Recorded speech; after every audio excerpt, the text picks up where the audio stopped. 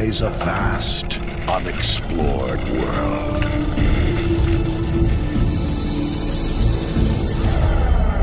A world of honor.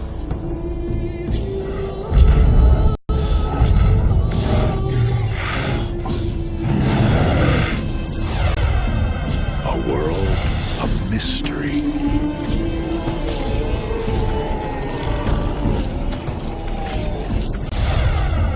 A world of danger.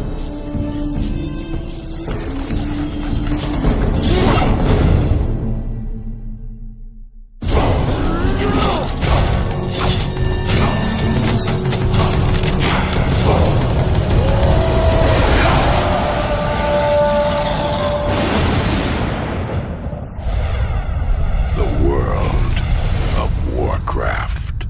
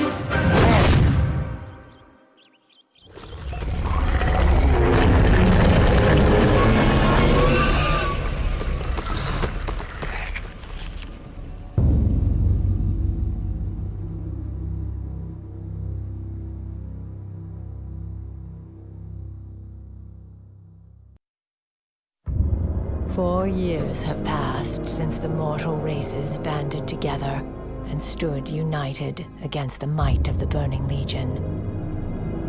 Though Azeroth was saved, the tenuous pact between the Horde and the Alliance has all but evaporated. The drums of war thunder once again.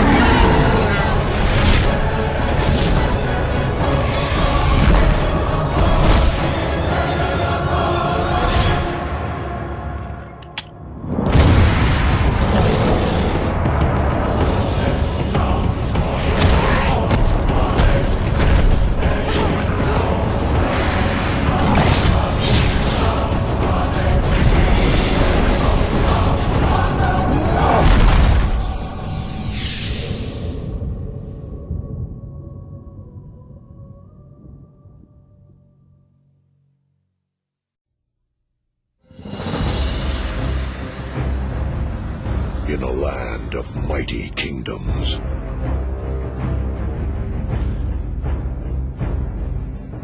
new threats emerge. Ancient alliances are reforged. And an unexplored world awaits.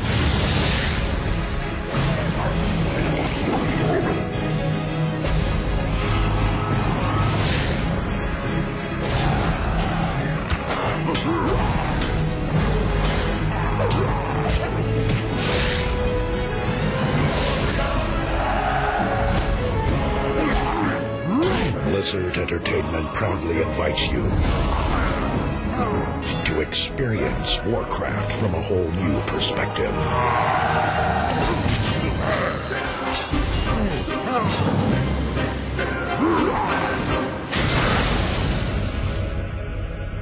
Stake your claim. Live the legend.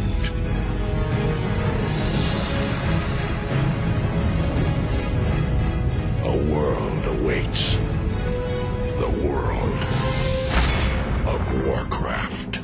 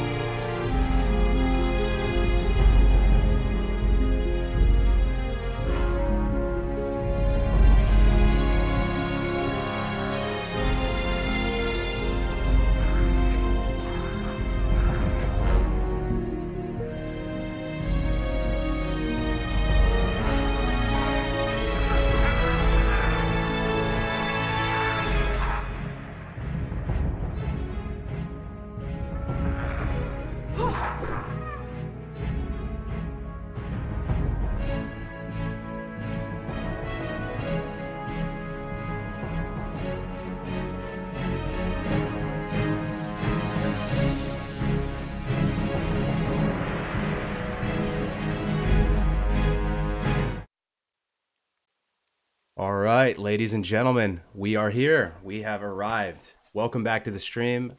My name is Cargos. The date is August 22nd, 2019. Can you guys hear me? Is the stream scuffed? There's always that gigantic risk that the stream is omega scuffed anytime you're dealing with your boy Cargos over here. I hope everybody's doing good. We are 4 days away. That is just incredible, man. That is just less than one hand, guys. 4 days, man. So today we have a treat for you. We did this with the Rogue the other day. Let me know if there's any problems with the stream, too. Just the chat is like my guidance with this stuff. We did this with the Rogues yesterday. We did the SI7 Academy. That was our little flavorful, little RP way of doing the little workshop. Today we're going to be doing a hunter sort of live interactive guide, talking with you guys in the chat, being receptive of questions you have best we can. It's gonna be hard to keep up with all the chat, but we're just gonna be talking about hunters, guys, because some people, believe it or not, at this stage are still trying to figure out what class they're gonna play and what's the love, what's the hate about different classes.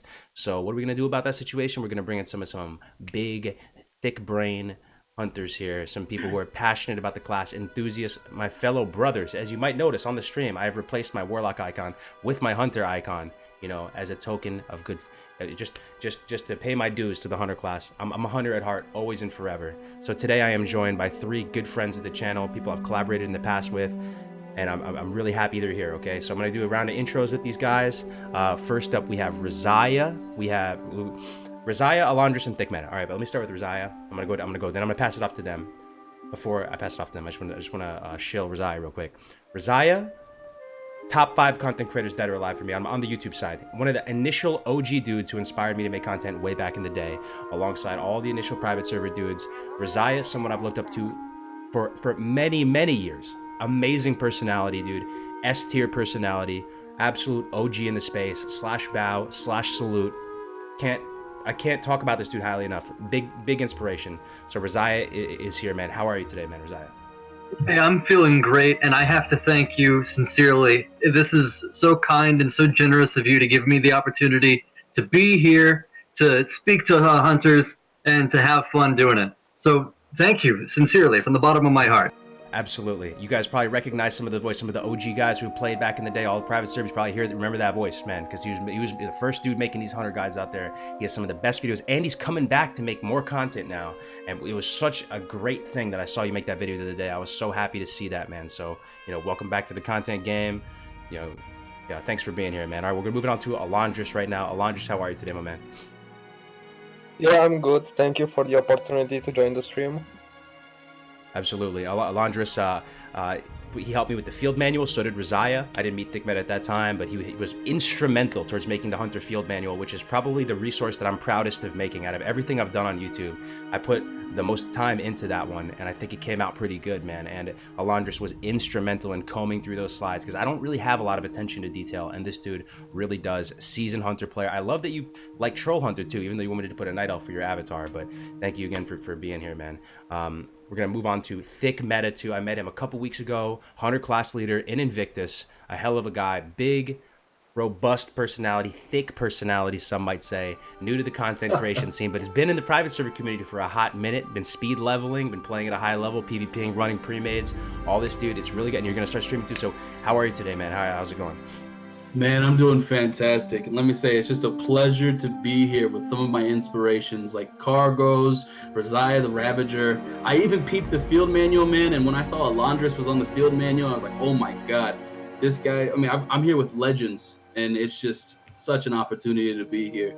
I look forward to doing this with you and Invictus, and, we're gonna get this week 1 rag, right? Dude, we're about to get that money. Absolutely, guys. 4 days left. We're going to be talking about state of the class. The hunter community is kind of a little divided right now, and we just need big, positive forces like Rizaya. Well, Alondris is. Would you consider yourself a doomer or a bloomer, Alondris? I don't know. Definitely a doomer. Definitely a doomer. Okay, so we get some balance here, right? All right, some balance to the force. So we'll get into that in a little bit, like the story, the narrative of the hunter, and why some of you might be wondering, why does the hunter Discord icon a broken bow with the snapped bowstring? We'll be talking about stuff like that in today's. So it's gonna be just a knowledge dump, guys. Just expect some hiccups along the way, but we're just gonna be talking about the class that we love most. Is it the class you guys love most? I don't even know. Maybe I'm putting words in your mouth. Hell yeah. It's Yeah. the class I love the most. I wouldn't play any other class first. Exactly. Hell yeah, love to see that Hunter pride, man. And shout out to the Hunter Discord as well before we get started. The Hunter Discord for months and months answering all my dumb pea-brain questions and stuff in a way that a goldfish can understand. Shout out to Watcher6 in there, and a lot of the dudes in there have been holding it down, helping set this up, even setting this up right now. So if you haven't joined the Hunter Discord, join the Hunter Discord. I'm going to put a link in the chat momentarily. So here we go, guys. Hope you're having a great day. One day closer. We've got some nice ASMR, rainy Thelsamar Lochmodan in the background right now. That little pitter patter, dude, getting everybody in a nice calm state. All right, so we're gonna get started right now. First slide up is why should someone play a hunter in classic and why shouldn't they? Light and polite. I'm just gonna open it up to the floor. Anybody, we can start it off. Just chime in. If you got a big brain, and you got a big soul, you got a big heart, you got to play a hunter. As simple as that. Well, you could play a hunter casually or seriously, and really there's room for both. You can be the casual who levels up, just auto shot AFK with your pet tanking, or you could be the hunter who's pulling crazy DPS with every buff in the book and going ham in Naxxramas and all that stuff. But to do that, you got to be dedicated. So if you're willing to either be a casual or dedicate your whole heart and soul to it, roll hunter. For sure. Well said. Beautifully said. Inspirational. Oh man. What about you, Alondris? Any thoughts why you should play hunter, or you just all Doom all the way, dude? No hunter. No hunter. No. I'm with Doom, but I'm a good word to describe the hunter playstyle is individuality. Compare it to a warrior, right? A warrior, he doesn't get as easily gold as a hunter. You need a healer to babysit you in BGs if you don't want to get kited to infinity and so on. A hunter it's an RPG on its own. You can do you have the ability to farm gold reliably and alongside the mage is the best farming method, which is the Armor. You have the ability to... You are the most self-reliant class in the game. You can solo elites, you can solo mobs, you can pull 2, 3 or even 4 mobs if you're lucky and you're good while leveling, while other classes such as warriors even struggle with 1 mob. You fish, you cook what you fish. You are very self-reliant. The only reason to really visit the auction house is to either buy gear or to sell what you saw, you know? Absolutely. No, well said. Just to piggyback off that, sorry, my dogs are going crazy. Let me just go shut them up. There's probably the mailman outside. Keep talking for 1 second. Yeah, bestial rat, dude. 1 second. Bestial. Man, he doesn't follow any guides. He's gonna go phase 1, phase 6, bestial wrath, doesn't give a shit. You know, BM is pretty nifty in PvP. Most definitely can be.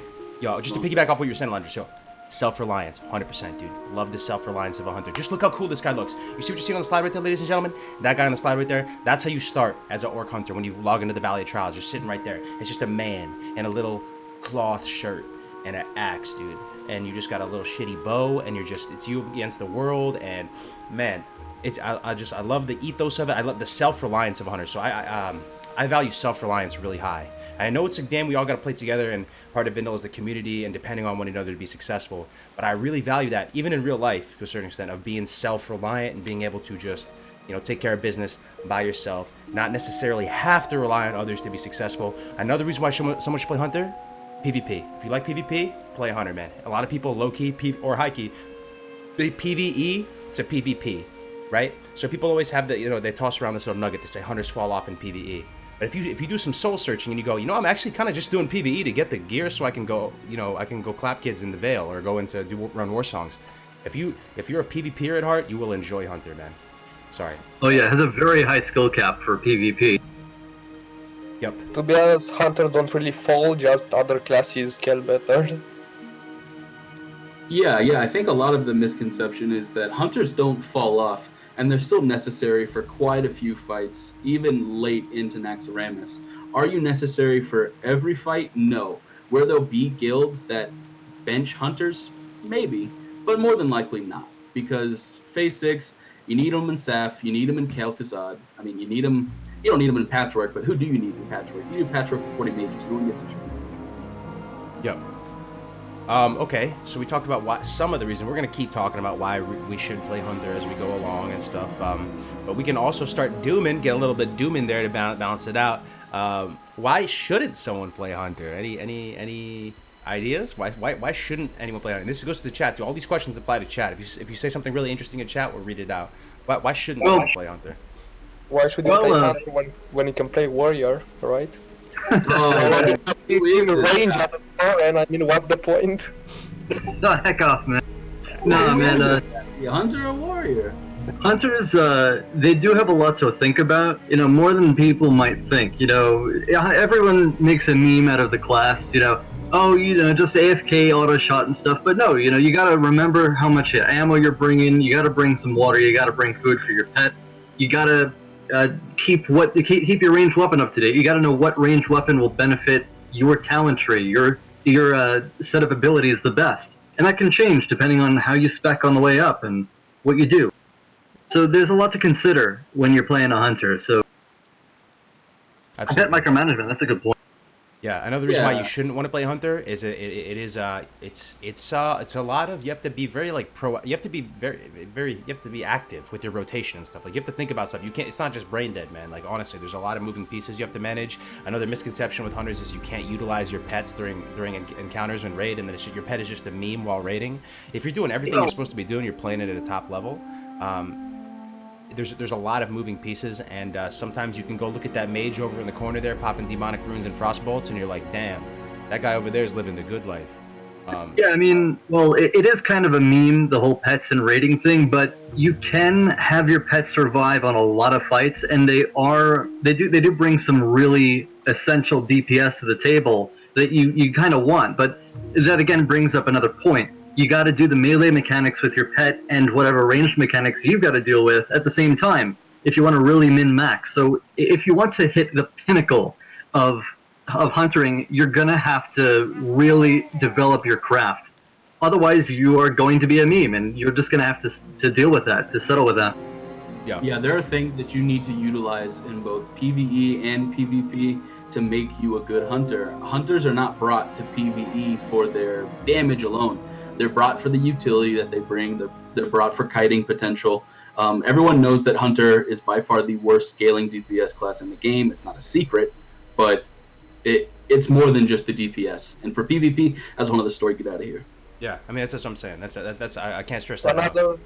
Sorry, go Another ahead. thing to keep in mind, which I don't think many people will realize, is you're gonna have about half the inventory space that other classes will have.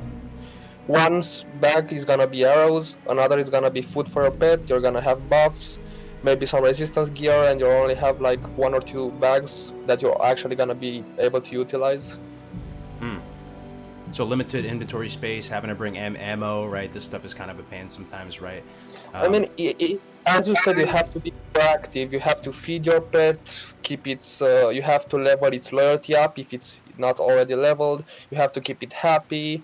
All these things. You have to micromanage your pet, so 1, it doesn't die, 2, it can actually do damage, because mostly you're gonna keep it on passive anyway, so you're gonna have to tell him to attack, stuff like that. To be fair, there are other classes who have more trouble with inventory space, like Warlocks have to bring around soul shards, and Warriors may have multiple sets of gear that they need to carry around. True. Hunters do have it easy in a sense, because, they need to deal with having that quiver from the start. You get used to it, you get accustomed to it, but it is a consideration. You won't have quite as much inventory space as I guess every class has some sort of trouble here or there, but yeah, that's just vanilla, right? Every class kind of has some sort of reagent or something they have to rock around in their bags. I think I'm more of a bloomer on that front, if you've got the doomers and the bloomers, but I think other things too. It's super flavorful. Playing a hunter is just juicy. It's succulent, flavorful playstyle and gameplay, dude. You have ammunition. You literally have to feed your pet like on some Tamagotchi shit. Like, you have to go catch them all like on some Pokemon shit. Like, it's this other little aspect again. It's so flavorful. It's just bursting from the seams with rich, juicy flavor. and you love to see that. Also, another reason why you should play Hunter is you feel like a playmaker. When you're raiding or in your dungeons, you feel like you can make big plays with distracting shot, kiting people around. Like, you kind of feel like a finesse lord, you know what I mean? Like, you're throwing on aspects real quick, you know, you're melee weaving, you're coming in, you feign and you res people with jumper cables, and you feel like a hero, you know, like there's cool stuff that you can do. And I think if hunters are not as played moving into a classic environment, some people who like that underdog mentality could come in there and rally around it, man, and like, you know, just You get more gear if there are less hunters.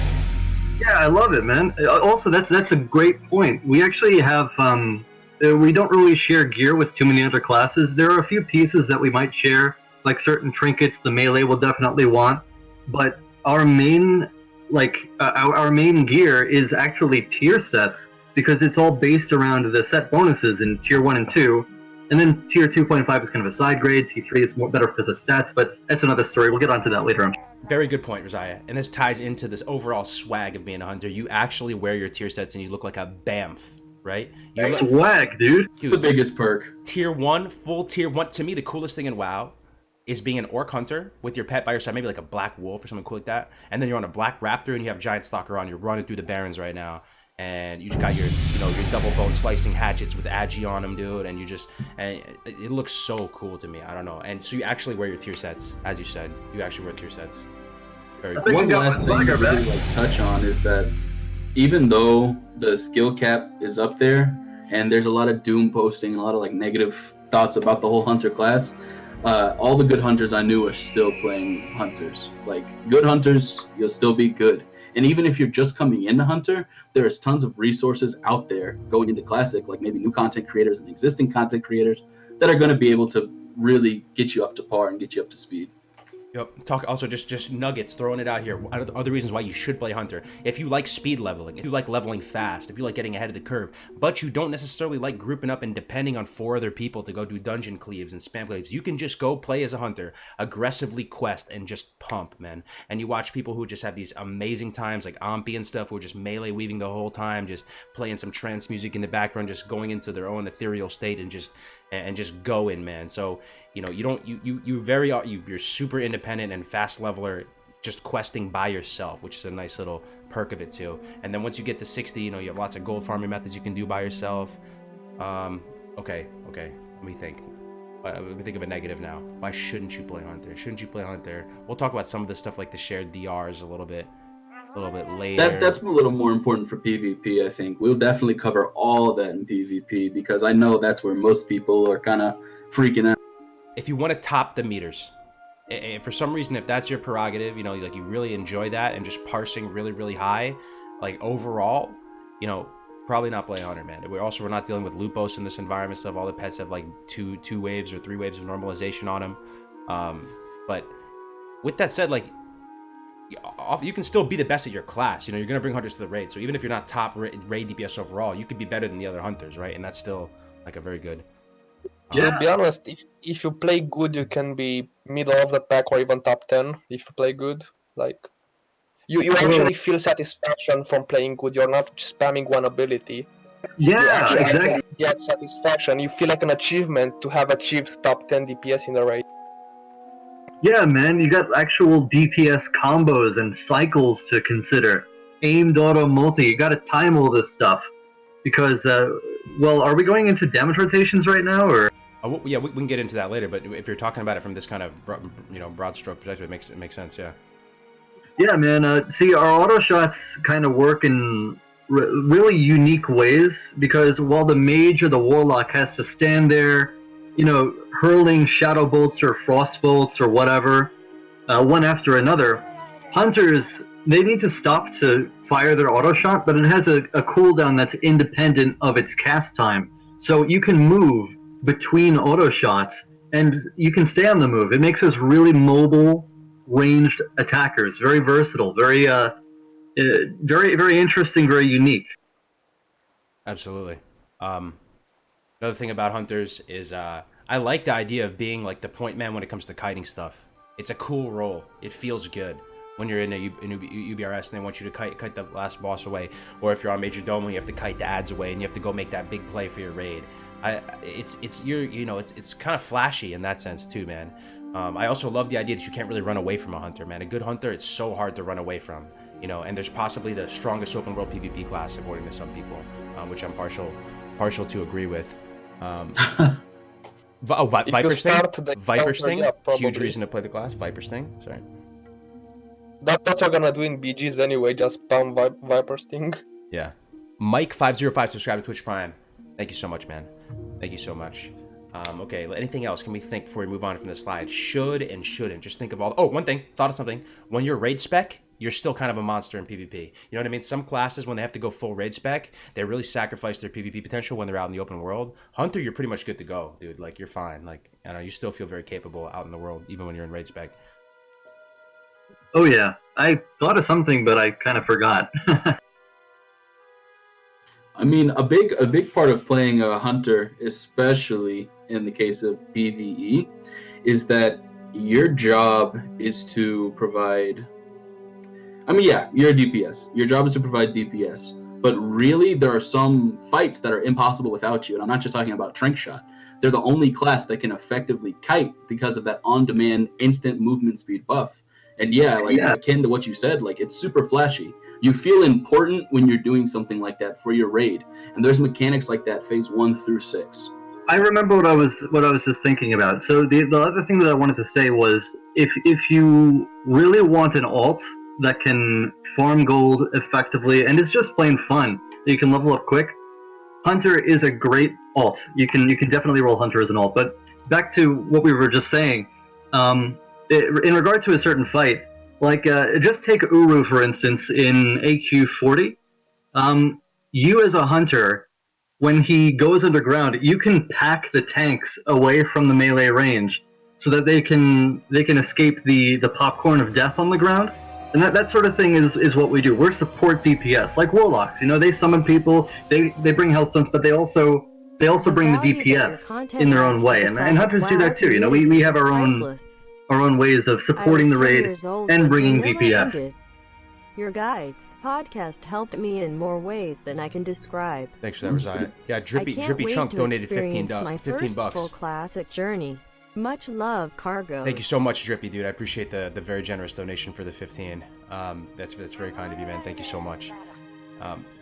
Yeah, thanks for that. That's a good point, Rosiah. Another thing I'm thinking about right now when it comes to Hunter is when it comes to the farming methods are really good. So Dire Maul is another thing. So even if you're not going to roll a main hunter, like you can do a hunter alt, it might be the best. You think it's the best alt to have for gold farming? That's one thing to keep in mind. It's very effective at farming gold. Mages are another great alternative choice, but hunters are just plain easy to level up, and they're also a lot of fun. So potentially they can make the most amount of gold per hour, yeah. With that, possibly. But those crazy mages have their own really super good techniques. So that's something to consider. Roctalar, good reason to play hunter. Awesome yeah. Item. Roctalar right there. That's going to move the needle for a lot of people that want to play hunters. Being able to rock really cool melee weapons, cool one-handers. You know what I mean? Like being able to every weapon is a hunter weapon. That's a good point, right? You know, that's the hunter meme, but kind of true. It is true. Yeah, every weapon is a hunter weapon. If you want to feel like a trickster, a slippery trickster with tricks up your sleeve, range, you do ranged physical damage, dude. That's very powerful. That can connect with mobs that are way higher level than you. You can do some crazy stuff when you have ranged physical damage. So yeah, no glancing blows, so we're pretty much able to kill stuff that's much higher level than. Yep, very true. Okay, well, we talked about reasons why you should and shouldn't play. We can move on to the next slide. All right. This is the fun one. This is the light and polite one. This is we're doing some soul searching right here, guys. We're talking about class fantasy. Look at my boy Rexar right there. Probably one of my favorite guys in all of Warcraft. He's such a badass, like with his Misha bear right there, and he has Huffer and Leok, and he's walking around Desolus. He doesn't look that cool in vanilla, but if you see him in TBC, and if you just Google him, dude, Rexar, awesome guy. Really cool. What about class fantasy to hunter that speaks to you guys? Is there anything in particular? Yeah, a lot of fantasy, man. Yeah, just imagine going around places looking for your favorite pet, And this is different for some people. Some people don't like to tame pets just based off how effective they are in PvP. Some people want to go for a really unique looking pet. Shout out to Humar the Pride Lord, only black lion. Dude, I'm taming him second I get level 23. Hell yeah. Yeah, man, you're... The white lion, Ikiaki from Barons. That's True. what I'm taming. King Bangladesh. Who tamed King Bangladesh back in the day? Real vanilla tamed King Bangladesh, dude. I did. Yeah, Yes. I did. I still have him. Do you really? Oh, dude, King Bangladesh. Yeah, I still have him. Shout out to King Bangladesh. Oh, sorry, what were you gonna say, Razia? My bad, dude. Well, I was just gonna say that playing a hunter means you tame the wild. You embody the wild. You got your pets, but you also you got your set of skills that feels really natural. You know, you got your bow and arrow, you got poisons. You don't really have any magical stuff going up your sleeve, but you feel like a ranger who befriends the wild and uses it against your enemies. It's pretty cool. It's like druids except not pansies. Yeah. Dude, there we go. I feel that, man. You're kind of environmentalist, but not in like a hippie way. I kind of like, druids are kind of like hippies to me. I'm trying to piggyback off what you're saying. I think you're speaking the truth right here. Like, I like the environment and knowing what to do out in the environment, even IRL, like having survival skills. I'm kind of a prepper IRL, like low key, but I like being like a trapper. I've done some trapping, you know what I mean? Just being able to be out in the environment and take care of yourself, but not be like hippie though about it. And I also like pets and animals, so I'm a big dog person. I have two big German Shepherds as my dogs. Always gonna be a dog person, and I'm not gonna lie, that's part of it. When you have a pet in the game and you kind of have this beast synergy between your pet and you, like that's kind of at least when it comes to the male mind, I'd say a lot of us, you just imagine yourself out in the woods just with you and your dog, and just a little hatchet, and you're out there and you have to go build like a cabin and go rebuild civilization, all that. It speaks to that hunter class fantasy. It does it for me. It checks all the boxes, man. Yeah, man, you go out there with nothing and you come back a badass. All right, that's how. With everyone's stolen weapons. With everyone's stolen weapons. yeah. DFT is a hunter item. Yep, of course. Yeah, I mean, just look at Rexar, dude. He looks so cool right there, man. It's just, man, and also it'd probably be, if I was in the game, okay, if WoW was real life, and you had to be a class in real life, I don't know if people would want to be melee classes too. Like, it would be pretty rough, like slicing people up in melee range with like a hatchet or a sword or whatever. I think if this was, you immerse yourself and you kind of, if this was the real world, I think I prefer to shoot people with a bow and just be like behind a rock, just like shooting someone with a bow. And, if they closed the melee gap, you'd wing clip them and try and, you'd have to poke them if you had to. But, just to be able to shoot at them from range, that does it for me. I don't think I'd be a caster. So. Yeah, can't deny that the warriors look pretty cool with their melee weapons. But you know what? We have the second best thing. What's that? If you want, you can just steal their weapons. The Ravager, the Bladestorm. Bladestorm weaving between multi-shot weaving. Oh, you're talking about Ravager. That's dude, Razia, the Ravager. If you guys don't know his last name, are you still rolling with that? I hope so. Razia the Ravager. It's so you cool. bet, man. It's actually unironically good. I know, man. Well, I'm actually really curious what your thoughts are coming into Classic, what you're going to think about Ravager. We'll talk about it in a little bit. Real quick, Panicore9035, just subscribed. Thank you very much for subscribing, my man. I appreciate the support. Welcome to the channel. So if you guys know the Ravager, Razia is like, that was the whole reason I got really into his brand too. He was called Razia the Ravager. He utilized that SM weapon. Maybe actually you could tell a story with it, man. I'm just putting words in your mouth. How did that all start with you at the Ravager? You just stumble upon it one day? Yeah, I kind of ran Scarlet Monastery Armory with like a druid tank, priest healer, no one who could actually use an axe. So I was the only one who was able to use an axe, and of course this was at the time on the private server Chronos, which has really cruddy scripting. Was it so K1? As it turns out, was it the original? I think it was K2. K2. Okay. It was the one between Nostalrius and Elysium. So I picked up this axe, and it turns out that you can actually use other abilities during the Bladestorm on Chronos because the scripting was that bad. Like, you could Dragon Gun, you could Volley, you could Multi-Shot, you could Raptor Strike, you could pop a Sapper Charge, Goblin Dragon Gun, anything you wanted. You just couldn't move. So I started using this crazy axe kind of weaving melee, but also hoping I'd get a Bladestorm proc, get some major AoE out there.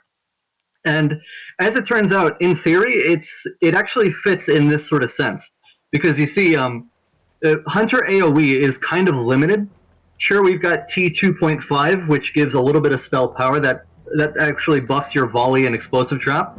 But volley has a 1-minute cooldown. Explosive trap can only be used every 30 seconds in combat, assuming your feigned death is not resisted. Engineering bombs, 1-minute cooldown. Multi-shot, only 3 targets. So you can't really churn out the really heavy AoE like the mages can, unless you have something to fill in the gaps when your other abilities are on cooldown. So hypothetically, if your explosive trap, volley, etc. is all on cooldown, and you get a lucky Ravager proc, it's a DPS bonus. And although it does not work the same way on, say, Light's Hope, where you can't really use sappers or whatever during the Bladestorm, you can still pop that stuff between the Bladestorms, and it still proved really useful in a few places, like the Magmadar Corehound packs just before Magmadar, and also the Spider packs in Zul'Gurub. But aside from that, they're fantastic for running lobbies through low-level dungeons, and for 5-mans in general. Blackrock Depths, fantastic fun with Bladestorming. So that's where the whole Ravager spiel comes from. I've stuck with it ever since. Just a succulent vanilla thing, dude, that you just did there, dude. Just picking up a 30-something, a level 30-something axe from SM and using it at 60 and using it effectively. It requires creativity, thinking outside the box, and man, just so cool. And now you developed this whole brand and reputation of it, man. So, right on. The original melee weaving hunter at Resiah the Ravager. I don't think I'm the original. I think Time Cop, or actually before Time Cop even, I'm sure people did it in vanilla. But in any case, you can weave with a Ravager, hope you get a Bladestorm proc, and then when your multi-shot's off CD, weave out for a ranged attack, and then go back in for the melee. Hey, It's pretty good stuff, man. I mean, I've touched on with you, Cargos, melee weaving being a DPS increase, and then of course Watch Your Six. You've worked with Watch Your Six before.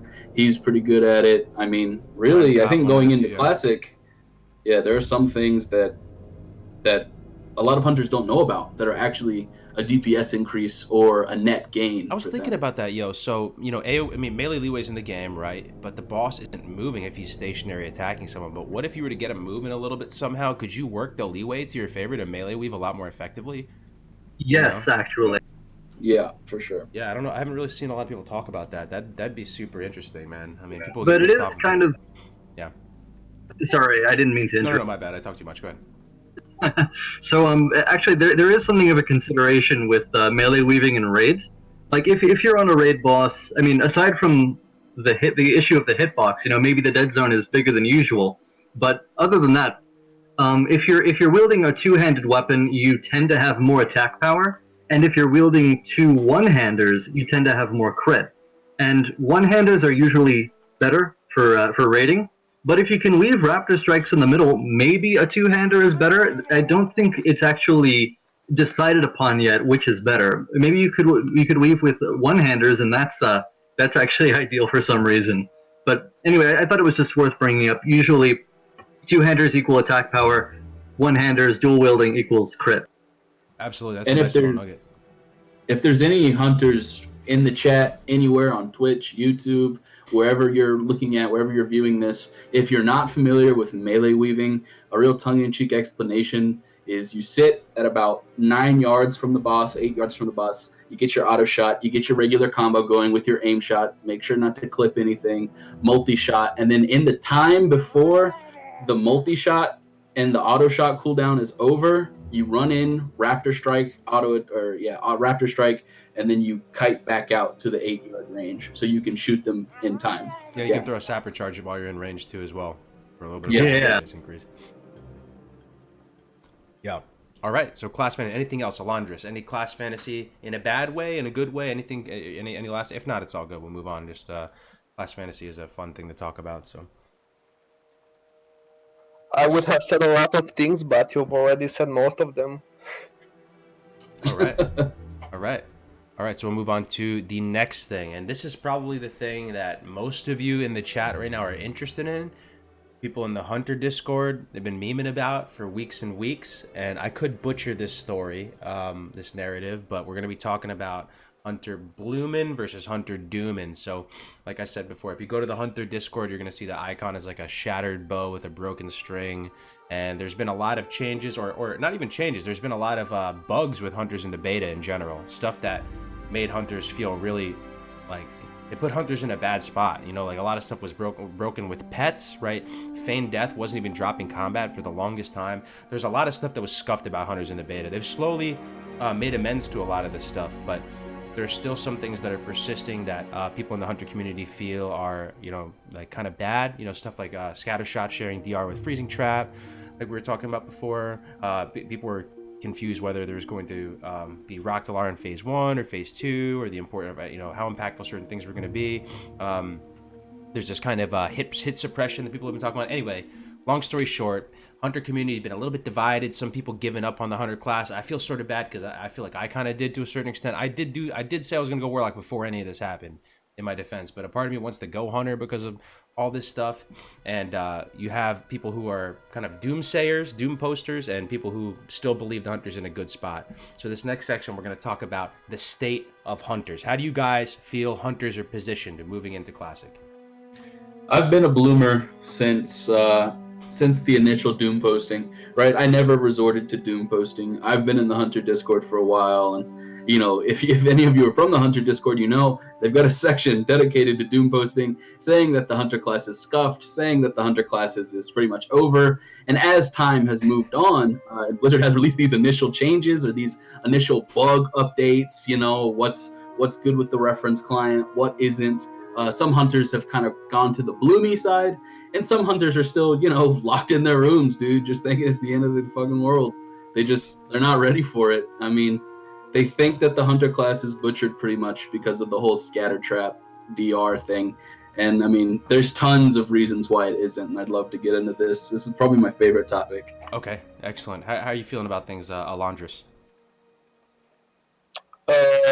Since the initial Doom posting, things have certainly been changed for the better.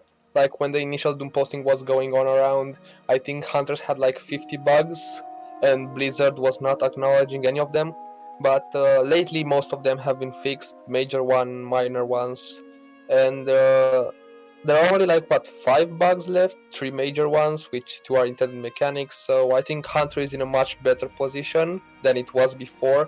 But people are still gonna be doomers, mostly because of the memes, to be honest. Because of the memes, okay. So it's kind of, the genesis of it was that it felt like Blizzard was neglecting the class and not addressing serious issues, right? Like, for mainly that Feigned Death one was just insane. The pets were kind of scuffed for a little while, too. For the entirety of the beta and some of the stress tests, they literally had no blue posts about the bugs. They didn't address any of them. They didn't respond to it, so it felt like they were ignoring us while we were keeping finding new bugs to complain about. I see. So that's why we broke the string and stuff. It makes sense, you know, like, you know, when Blizzard's giving you lemons like that, you just meme, you know, you just start memeing. Okay. So do you know any of these bugs off the top of your head? Not to put you on the spot here. If not, it's all good. It's hard to just memorize what bugs are, but you said 5. Calling your pet used to lag the entire area, which was pretty hilarious, to be honest. Sometimes your weapon used to look like your quiver, which was also pretty hilarious. Major bugs like being able to tame pets to level higher than you. Melee leeway, which is apparently not a bug. The DR share, which is apparently not a bug. Leashing mobs, pets being retarded. Right now there's also a bug about an auto shot delay, about 0.5 seconds. I have an entire list of like 50 bugs if you want. I can just 0.5 seconds on auto shot. That sounds terrible. That's what it is. Jesus, 0.5? That's the cast time on auto shot, 0.5 seconds. Yeah, that's the charge up time. Oh man. Your feign death used to first not drop combat, then not do anything. Like, there are a lot of bugs. Let me just search them. For a while, too, like, the pet would definitely have a lot of these weird quirks. So, like, you would be attacking a mob, you'd send the pet at another mob to start, you know, just moving to engage that one faster. And then as soon as you would kill the mob you were currently on, the pet would just stop and come back to you, stuff like this. And I still think there's some stuff too, like if you have claw and bite going at the same time on autocast, it should prefer the leftmost skill, right, and move over in that order of operations. Exactly. But it's just using claw every time, so you have to find workarounds, little nuanced things like that. So it makes a lot of sense why, you know, the Hunter Discord is how it is, and you guys have stayed strong through it, and it's looking up. You know, I'd say it's looking up. All right, Rosiah, man. Rosiah, what are your initial thoughts moving into Classic? You think Hunters... Yeah, how do you think about Hunters? Well, to tell you the truth, I don't really pay too much attention to all the hubbub about stuff. I trust that things will get worked out on the way there, and whatever bugs do exist, you know, people are going to complain at the time, but you know what? It's a work in progress. We'll probably have it solved, and either way, we're Hunters. All right, we adapt. There is no limitation that we cannot overcome through sheer will and memes. So 100% true. That's so yeah. So all those doomers posting about we're totally screwed. We can't do anything. I have just one thing to say: get over it, you goddamn noobs. Get the hell over it and play the goddamn. Man, get good. How can you play the game when calling a pet lags the entire area? Like, no one plays the game. Well, you could disconnect all the enemy players. That's true. I mean, I like what Rosiah said. You know, have you guys experienced this over the years and years and many expansions? Like, people so easily give up on their class, though. That I've done that before, you know, and I've gotten triggered by the balance of things and people. Yeah, oh, dude, exposed, man. I love you. Sorry, we got thick on here. True, kind of. Nah, I don't know, man. Anyway, dude, moving on. When people jump ship for flavor of the month, you know, something that's trending in the current meta, the PvP metagame or whatever. But I feel like Rosiah, you're the type of dude that just stays true to your class, stays true to your colors, and I kind of think that's important, dude. It kind of speaks to your character too, man. Like, you kind of. These are the cards you're dealt. You kind of hang in there. You know, one day you'll have your glory day back again, and there's no point to just keep jumping ship and changing strats and doing all that. I have mad respect for people that have mained classes for many, many years and stayed true to it, I have to say. Well, you know, glory days it could be tomorrow. It's up to whatever you decide to do. You make it a glory day as a hunter. That's. Yeah. Okay, so we got everyone's initial thoughts on it. So we're on this doom and gloom post here, and we saw some little talking points here. Armor values are potentially higher or lower. There's a little bit of a mixed opinion on this. If you guys know in the chat exactly, you know, what's going on with the armor values, people data mine that Ragnaros, for example, has like 3k armor and change, like 3,700 or something, and that some bosses have lower armor. But Alondra, you were saying you might have seen some posts saying that some armor values were cranked up. This could have an impact in some capacity. Scattershot sharing DR with freezing trap, which on private servers it did not. But you know, Blizzard at this point has confirmed that Scattershot is supposed to share a DR with freezing trap. 3% hit from the troll racial, and this +5 weapon skill that you get from the troll racial. Actually, you know what? Could you explain that post, Thick? You did a good job. You elegantly explained that before. For sure. Yeah. So there's a lot of talk on the internet between what does 305 weapon skill actually give you going into something like Molten Core or Onyxia. So the way that I've interpreted the blue posts, the data mining, and what we know so far about vanilla, you're looking at a 1% hit suppression on every level 63 elite. And this covers up your first percentage of hit chance you acquire from gear and talents. From there, you also have the 305 weapon skill, with which some data mining values we've determined gives you about 2% hit.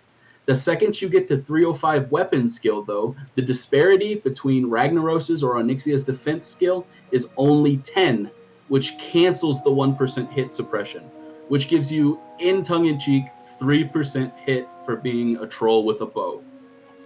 Kind of a nice little feels good thing. I was a little bit had a mixed opinion of this. People were saying that in Real Classic, the formulas weren't all transparent, and that this racial may not really move the needle much. You would maybe just move it by a fraction of a percent or something. But it seems like we've gotten some clarity on this, and that's pretty cool. The 3% hit from troll racial is nice, but at the same time, as we talked about in our field manual, as soon as you start getting some gear, hunters are trying to get rid of hit. There's too much hit to go around to the point where you get rid of the hit scope just for a little extra damage. And to be honest, you're not gonna use it, same as the dwarf gun specialization, simply because from the BWL onwards you're just trying to get crossbows, which even though they are crossbows, they don't benefit from the bow specialization. Right, that's a very good point. Yeah, But a big deal, yeah. Moving into For Molten Core, though, on like a week 1 rag, you may not have to get sure-footed. You may not have to go into survival to pick up those hit percentages, right? Once you mathing it out, that there's a you could get the bow from EPL or something, so you could get benefit from it, and you could go the typical 30-21 build instead of having to get the sure-footed. For sure, yeah. If you were a troll, yes. Yep. If you don't want to go sure-footed, there is this two-handed sword, the Warmonger, which is the only item I think that gives 3% hit. That's a 1% BOE. 1% BOE. Yeah. Yeah. If you get it, you don't have to go in survival and you can just pick it up. Mm-hmm. Yeah. But there is something else to be gained by having the specializations, and that's if it does indeed boost your hit, you can use that sort of weapon for, say, a nature resistance set or frost resistance set. Of course, that's very small, but if you like to optimize your sets, Yeah, I think the whole hit thing, right? So people are confused about, like, why would I ever go into the survival tree? Why would I ever get sure-footed? I'll never have to do that. This theory crafting that we're doing comes from a pretty biased perspective because we are attempting a very early Ragnaros. So 1%, 2%, and 3% hit is very important, right? So these are really builds for people who are really pushing the needle with like a week 2, week 1 rag, whatever the situation is. Yeah, I'll show them the sure-footed here just to go down to it. It's this talent right here. I'll open it up. Sure-footed. If you can see that, it's a little bit small on the stream, but pretty much in the survival tree, there's a talent called sure-footed. It's going to give you 3% hit from it, right? So in order to get that 9% hit that you need, people will before you can have access to all that hit gear, they'll spec differently in order to get this sure-footed, right? So that's kind of what we're referring to if anyone is curious. So okay, my perspective on the Doom vs Gloom stuff. Not the biggest brain hunter guy, but speaking specifically about the scattershot DR sharing with freezing a trap. I don't know how you guys are feeling about this. Also in the chat, please comment in if you have a different opinion or if I'm missing something here. But I don't think this is the end of the world, and I say this because in vanilla WoW there are so many ways to control the enemy, right? Scattershot is a very convenient, like, kind of go-to thing that you can reliably do. You can scattershot, feign death, and drop a trap. As you guys know, traps are only droppable out. You can only drop a trap out of combat, but you can still go the spec where you can pick up intimidation and scattershot, so you can intimidate with your pet and then use that to drop a trap on top of it for the full DR of the trap. There's also instant magic dust, which is like, as far as I'm concerned, it's going to be rare, and how often are people going to have it? But you really could have it, man. And it's instant, and it's almost like a little rocket helm. It can just like reset the fight. You just sleep them for like 9 seconds or something with the magic dust instantly. So we have that. We have grenades. We have maybe a tidal charm if you can pick one up and you're lucky enough to get one. You have Netomatic. You have obviously rocket helm. There are a bunch of ways to control people in Classic. And little combos and stuff you can do to be able to get that trap off. So I don't know. I think hunters may have to be a little bit more creative, and you're not going to have this convenient thing. But also scattershot into a freezing trap does have some advantages. Weren't you saying something about the heartbeat pulse of the day, Thick? And maybe the 4 seconds isn't even that. The 4 seconds on the freezing trap isn't even that bad. You can still make use of it and create some distance between the person. So it's actually not the case. Depends on how bad you've actually DR'd your freezing trap. Freezing trap lasts 20 seconds.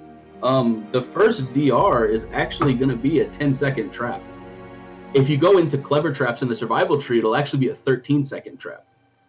No, is that true? It's 20 seconds though. Will it actually freeze a player for 20 seconds? Well, if you don't factor in things like heartbeat resist, most people will get out of a hunter freezing trap before 20 seconds. Right. It feels like it's like I thought it was 9 seconds or something, or 10 seconds, like the maximum. We'll see in the chat. With the DR, yes. With the DR, yeah, okay. With the DR, yes. Okay. The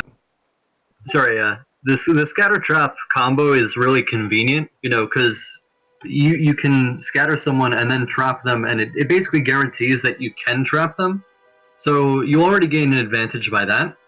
But there are plenty of other ways to use scatter shot and freezing trap than in combination with one another, because you can scatter a mage that blinks in close to you to frost nova you, and that punishes an aggressive blink.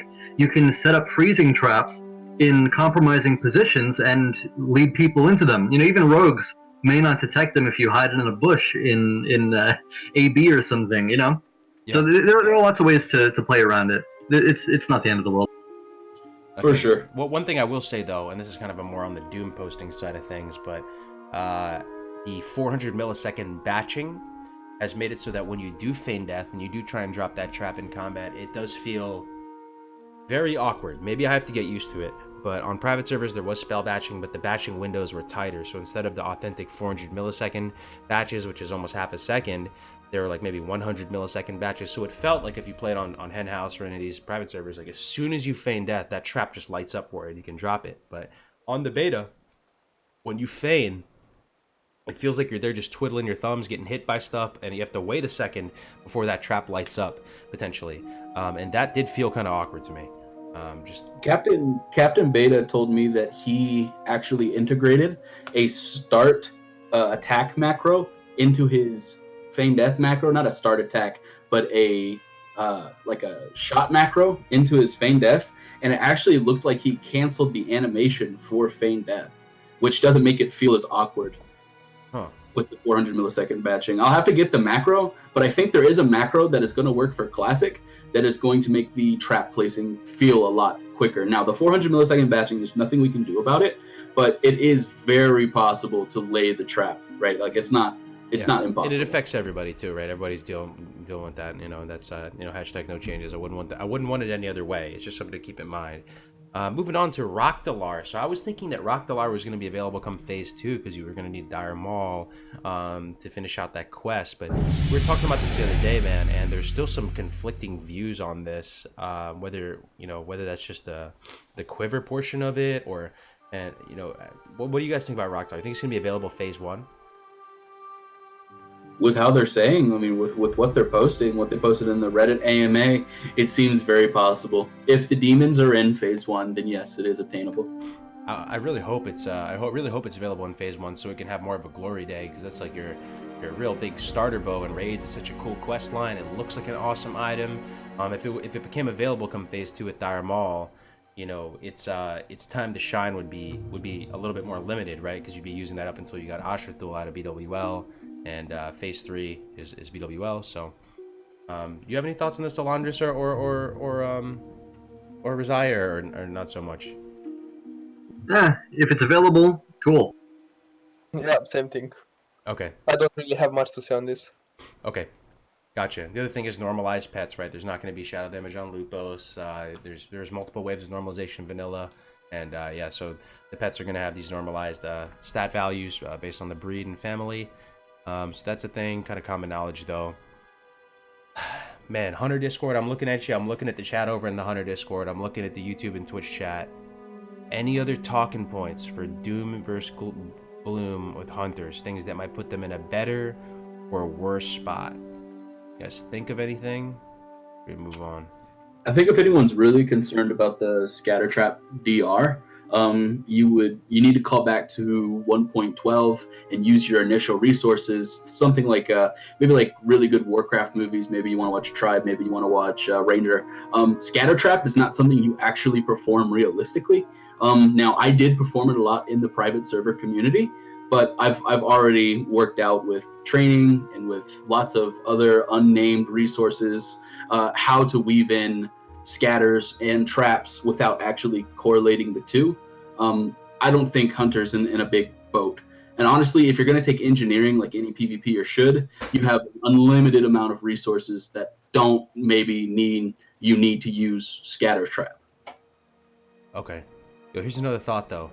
So you guys remember how the thorium shells are what you use when you're raiding, and you convert them over to the arrows? Are the arrow turn-in quests going to be in the game in Phase 1? And it should be. It should be. Yeah, if the thorium shells are in there, it should be the thorium arrows. I feel like they added that quest later to convert them. That would be interesting, man. I don't know if anyone. It'd be a big slap to the face. Yeah, no thorium arrows would be weird. Anyone know about that? Okay, we'll move on from the Doombers. We can always come back if we think of anything. If you think of any good talking points with Relate to Hunter, put it in the chat, man. It's gonna make the content better. Let's move on to race, another kind of more light and polite, fun topic. Oh no, not a race. Not a race. Okay, choosing a race. Aesthetically, favorite race. Let's start there. Go. Troll. Don't hear that every day. Night Elf. Yeah, I gotta go with the Night Elf here. I mean, it's aesthetically, everyone is gonna be subjective to it, so... Yeah. That's You know, it's the whole Sentinels deal. That's part of the lore, so it's just kind of... I think trolls are the master race. Probably the entire game. I like how you like Trolls are pretty... I know some people that have a strict policy against not playing classes that don't wear shoes, but I think trolls look pretty cool. Trolls can look pretty goofy, but if you choose the right, attributes on the start screen, you can make them look kind of cool. I think with the cool big ass tusks and the face paint and everything like that. And I also think the animations on troll are sick too, whether they made melee or the ranged attack. I personally am an orc guy. I think orcs look awesome to me. Anyway. Yeah, the troll shooting animation is really smooth. Really nice. Yeah. Yeah, the bow especially, it's very nice. To go back to a reason, why should someone play a Hunter in Classic 2? The auto shot sound. Swear, guys, it's like ASMR. Not the gun. Not the gun. That sounds like a rusty, like, Revolutionary War blunderbuss going off in like a freaking echo chamber. But the bow sound, the auto shot is really nice, I have to say. So Yeah. okay, so choosing a race. Now we can talk, moving ahead from just aesthetics, we can talk about viability, and we'll go down the list, and we'll just point out things that we like about each race. Let's start with Dwarf at the top, Alliance Dwarf. Why would you want to play a Dwarf Hunter? Because it appeared in the cinematic. The cinematic? There you go. That's true. Yeah, the cinematic. That's a pretty good point, actually. Yeah, that inspired a generation, dude. That dwarf on the mountain, dude, inspired a generation of gamers. Yeah, I guess the stone form is kind of nifty for getting away from rogues, but hunters and rogues kind of have matching skill sets in the sense that, I mean, either class can outplay the other. A rogue can outplay a hunter, and a hunter can outplay a rogue, and it doesn't really matter if you have anti-poison or not. So, I mean, sure, I guess it can help a little bit, but at the end of the day, it's we already have enough skills to get by without stone form. Other than that, the gun ratio will only come in handy if you pick up Uru's gun, and that's only like a side grade from Ashrethul, like less powerful than Ashrethul, but if it doesn't drop for you, if Ashrethul doesn't drop, you'll probably wind up with that gun eventually.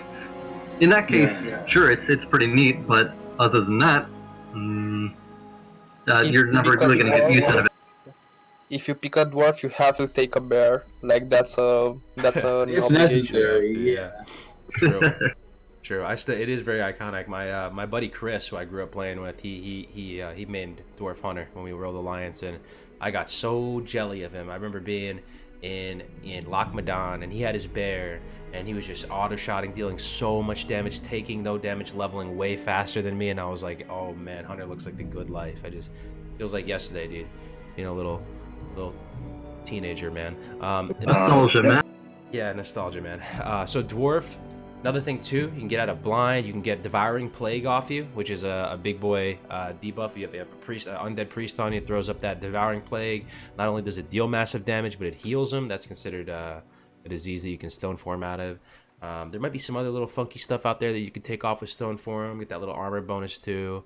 Yeah, I think that's about it though. The treasure hunting, I'm not gonna lie, I didn't used to use it a lot. Yo, the treasure hunting though, like it's pretty greasy. Yeah, It certainly fits with hunters, actually. I mean, we already have tracking, so... Yeah. And Yeah, but can you track and treasure hunt at the same time? no, I don't no, think- it's I a don't different think kind of so. track. No, Yeah. you can't. Yeah, that's what I thought. Yeah, but imagine in those early levels and stuff too. Like, I mean, if you didn't have a profession or something, and you just threw up the treasure. Like, I threw it up one time, kind of just almost accidentally on a dwarf hunter I was leveling, and I was kind of shocked at how much stuff it was detecting, dude. I was like, oh my god, dude, there's chests everywhere. So I don't know, man. Just something to think about. Little tiny little bonus there. You get some frost resist. Either way, not a huge deal. Moving on to Night Elf, dude. A lot of people are gonna be playing Night Elf. They look really cool. I agree. What's to love about Night Elf, guys? Well, I got a Kings few from a reasons. paladin. Female. The female model, not the male. The female model? Well, yeah, obviously all the sentinels. Yeah. But aside from that, the racials are actually really, really good. I mean, let's start with the nature resistance. You might not think it's that big a deal because you hear more about the Nax fights, the frost resistance, but really that only happens on like 2 fights, maybe KT a little bit, but mostly Saffron. The nature resistance actually helps a lot in Ankiraj, and also in Nax Ramus on a lot of fights too. Like Loetheb, for instance, if I remember correctly. Anyway, aside from the nature resistance, which is pretty solid, the Shadow Meld is an obvious plus. Not only is it really useful for PvP, because if you pull out of stealth with an aimed multi-auto combo on that Clothy, it's going to die. Okay, they just die. They just fall over dead. And then you'll also get your cat in stealth if you're rolling with a cat. Of course, if you're not rolling with a cat, you can also use that 1 GCD to call your pet. If you keep it dismissed while you're running between places, that's pretty useful. So not only is it really useful in PvP, I mean, not only against other players, but also for avoiding ganks. Like, humanoid tracking plus Shadow Meld equals no one can gank you. All right, no one can gank you because you can always see him coming and you can always hide. But aside from that, you can actually get out of ganks on the way to raid, and this is really useful in PvE because if you're on a PvP server, you gotta get to raid, but maybe you're a little bit late. Maybe you're on your own, and oh no, there's a ganking party up ahead. You can Shadow Meld, they can move right past you, or maybe even you can use it in combination with a lesser invisibility potion. That's a pretty nifty. That's a pretty nifty combo because you can Shadow Meld, pop that invisibility potion, and move somewhere else, and they're like, hey, where did he go? Maybe he logged out. Dude, Shadow Meld is like is- sleeper cell ratio, man. It's actually super useful, and it dramatically increases the viability of Prowl. That's a pet ability you can get on cats. First of all, a Night Elf with a cat is kind of so RP, dude. So flavorful, man. Like, you just get your little cat, dude. You almost look like a cat as a Night Elf, and it gets Prowl, right? So it can be invis, and you can go invis with it, and that actually has really big implications. You know what I mean? Like, if you can't go invis, but your pet can, it's kind of awkward, you know? But the fact that you can both get this form of stealth allows you to defend a flag room with no one seeing you, allows you to avoid ganks. It just feels really good. You can it detargets when you Shadow Meld too, right? Like if they're targeting you, Shadow Meld. Yeah, you can cancel enemy spells that way. It's pretty useful. But one thing worth noting is that your pet can't feign death like you can, so it's better to keep your pet dismissed anyway if you're moving from place to place. But sure, if you are out of combat with both yourself and your pet, just Shadow Meld and Prowl. There you go. There you go. But there's one other thing that actually there are 2 other things that really are nice about Night Elves. First of all, there's that dodge racial, which actually does help with Mongoose Bite. That's a little something to consider. But there's one other thing that's kind of on the down low. Not many people know it, but Night Elves have very high natural agility. So that's going to buff your damage a little bit in the end game because you have that high base agility to work with, and all that is why I like them better than dwarves for Alliance hunters. Also about the mic quality in the chat, someone asked. My main computer is kind of broken, so I'm kind of on an old laptop to join in the fun. I'll get my main machine back in a couple of days, but I figured I'd just answer you real quick. Yeah, absolutely. Some Resiah is millions of times better than no Resiah in my life. So, dude, it's you sound great, man. Jack and Gehennis donated $25, man. It's a very generous donation. Thank you very much. Recently found yourself and watched probably 23 hours a week, and especially for classic. Love your content. Here's some money to buy your lady some flowers since she won't see you next week. Oh, that's very nice of you. Thank you. I'll actually buy flowers for her with that. Thank you very much. I'll go to the grocery store and get it today. We can't forget about the #1 OP Night Elf racial, guys. Wisp form. Yeah, you're running back You're a gonna be lot dying a quicker lot, after classic, all man. the undead rogues gank you. That's low-key the best racial for Night Elf warriors, man. There you go. You're gonna be doing a lot of dying as a Night Elf warrior. Get that wisp form, baby. Also front flips, very powerful racial, very, very imbalanced OP racial. Front flips. You can't forget about that. Yeah, you have the best mount in the game and the best ERP potential also. We can forget about that. Best ERP potential. You know how much gold? Mailbox how much dancing? GPM? You know how much GPM you get, dude? Do you know how much gold you can make by dancing on a mailbox? You kidding me? That's the best gold per hour in the game, dude. It's better than farming Crocs and ZG, Yeah, dude. what do you think? That's actually true. Yep. There you go. Never partake personally. I'm more of the horde, guy, but absolutely, man, dude. I'm sure that's some sick GPM right there. Let's see. Night Elves. Yeah, the cool mount. That's a great point.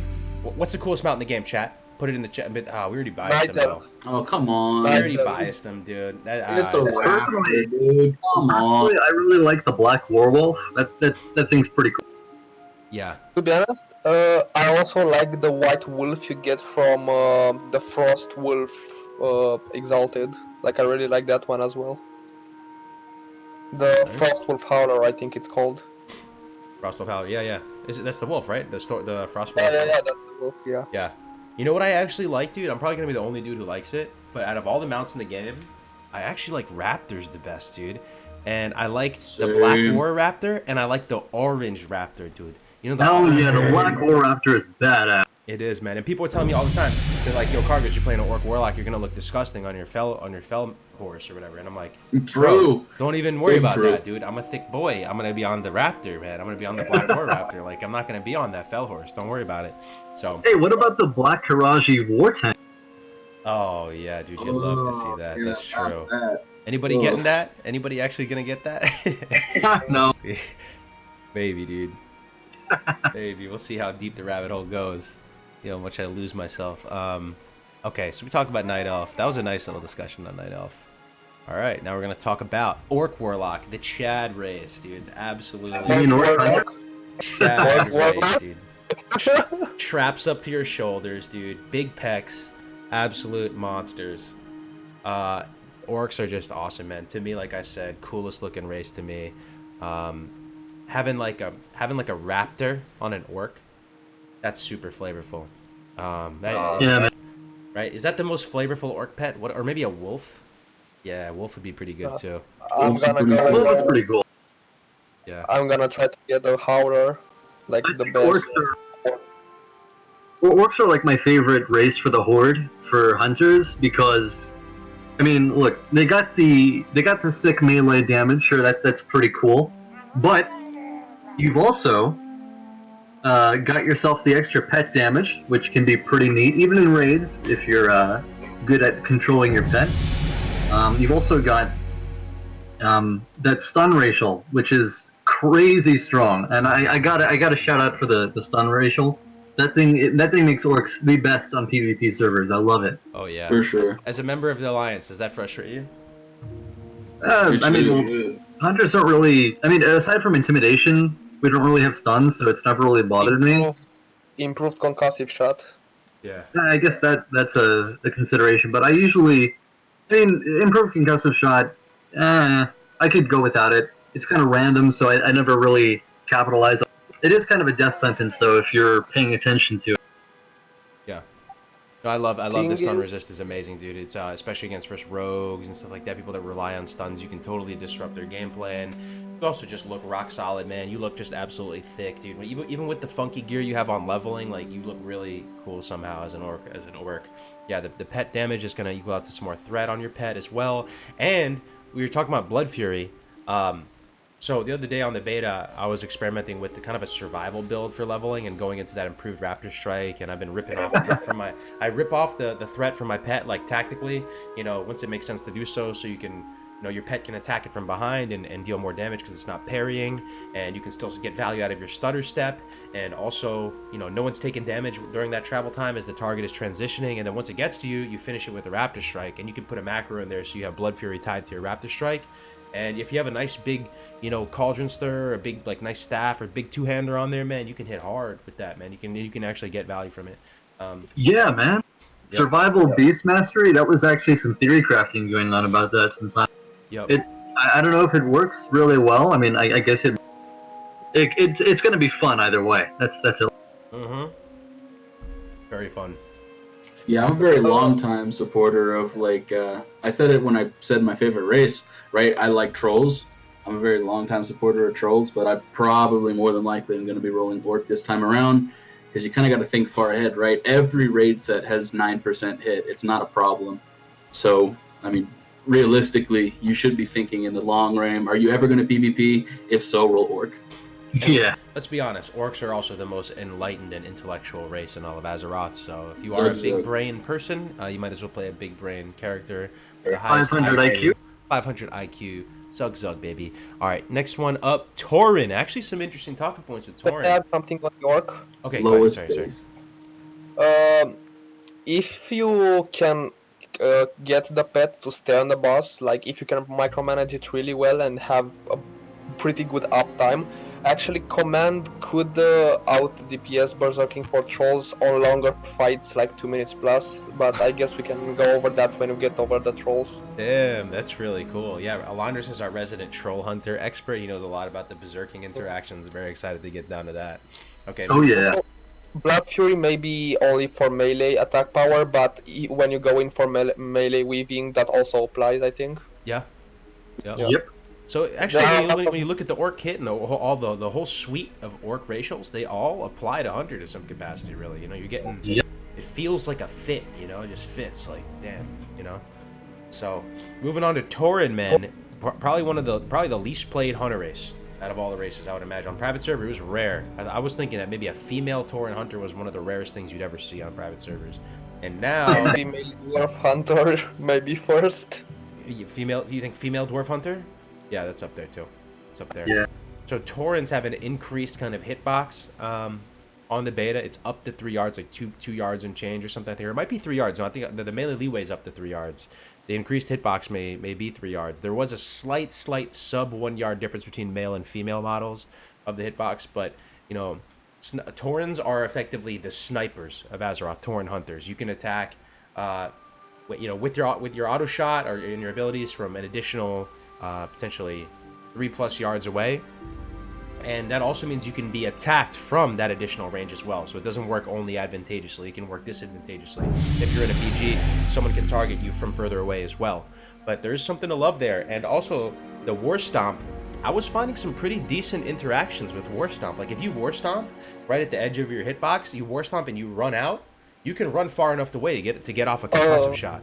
You know what I'm saying? Yep. You can get a concussive shot, and then from that concussive shot, get in a couple more autos there. So I was finding some interesting shit to do with War Stomp. I don't know. There's also another trick. You can use the Savory Delight Fish that turns you into a human to have a smaller hitbox, and then deactivate it when you War Stomp, so you have a bigger radius, and then activate it again to reduce the hitbox. That is so big brain. Wow. That's crazy. So I you think can toggle used it off. You can toggle one of on the and beta tournaments. so you're telling me you can toggle on and off the ACOG. The ACOG scope. Yeah. Captain Bean took advantage of it. He actually beat Vinruki in one of the earlier duel tournaments. Wow. Yeah, I think he did. That is cool, man. What else do you think about Tauren? Anything else to Tauren? What do they get? Herbalism? They get like nature resistance? It's pretty nifty. It's pretty nifty. The nature resistance, as I said during the Night Elf segment, is actually a really useful racial. So the Tauren, I guess, have really good defenses compared to the other races. Although, I mean, Orc's kind of close with its stun resist, but ultimately the War Stomp and like the guy in the chat said, improved wing. That's pretty solid. Yeah. Also, I wonder if that's going to be the difference maker on any fights, if you're able to outrange stuff with that extra couple yards. Imagine. I wonder if you're barely out of range of certain boss mechanics or whatever, because you really are attacking from so far away. You seriously feel it, man. When you log into Real Classic as a Tauren Hunter, you're gonna be shocked at how far away you can shoot stuff from. I was like, what, dude? Is this real life? And then I went to the PTR and I was trying the difference. It feels radically different. I don't know. Just I'm cool to keep in mind. All right. Last but not least, trolls. Alondris, what do you think about trolls? Troll hunters. So if you just wanna PV, like if you wanna hardcore PV, troll are probably the best choice for you. Also, with the berserking, as we know, it gives in between 10 and 30% haste, and you can do some pretty nifty things about that. Obviously, you shouldn't have low health while in raids, but before a boss, you can do things like unequipping and equipping your armor to decrease your health, use demonic runes, School of Impending Doom just to reduce your health. Then you can pop a berserking, and then the healers can heal you up, and you can start the fight with a pretty big haste buff. Yeah, can you get the full 30% reliably every time, you think? Because that's the top end of the berserking. If you do all of the above. You can get pretty close, I think. Okay. So starting every fight for how long is berserking? Like 8 seconds or something like that? It's not too long, but yeah. Like 8 seconds. Yeah. So Yeah, it's not too long. You have to cap it. It's pretty short. yeah. So trolls have this. Just to clarify for the chat, they have berserking. So if you pop berserking when you're low health, you'll get more of a haste bonus. There's no haste in WoW, so I don't know how they in classic WoW. There's no haste, right? But it's the closest thing to haste, I think. Improved attack speed or whatever. And the lower you are, the more of that. Berserking, the berserking will give you more effect up to 30% haste. So being able to start every encounter, if you take your gear off, take it back on. Just make sure you don't pull aggro. Yeah. Also, it's worth noting that because of the beast racial, they're really solid if you want to be If you want to be a what, sorry? a skinner. Oh yeah. Some boss fights too, man. Some boss like Magmadar Beast. Like there's actually a couple bosses out there that are beasts. Oh yeah, that's definitely a consideration. Yep. That bow ratio we talked about before. Also, hang on. Does the beast racial work on shifted druids? Yeah, it does. Yeah. That's a perfect. Yeah, matter of fact, it does. Yeah, it does.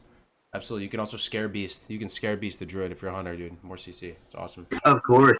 Mm-hmm. Of course, they can also unshift before it goes off. Yep. Why Skinner? Because trolls have a racial that increases their effectiveness against beasts. So if you're going to be a Skinner, you can roll troll and be more efficient at leveling up your... Sorry, I was answering someone in the chat. Oh, no problem. Thank you for answering them. Okay, anything else to troll? Can you find any use from... Well, I guess you also have the regeneration aspect of it too, right? That's one thing we didn't talk about. So, yeah. Didn't get suck like majorly. What's that? I thought it was pretty bad. You thought it was pretty bad, the regen? It was calculated on the private servers before, and it was a really small amount, not even noticeable. Okay. Yeah. Okay. Gotcha. I think Chromagus' dragon can actually... All right, final votes, guys. Best race for PvE and PvP to your personal preferences on the Alliance and Horde.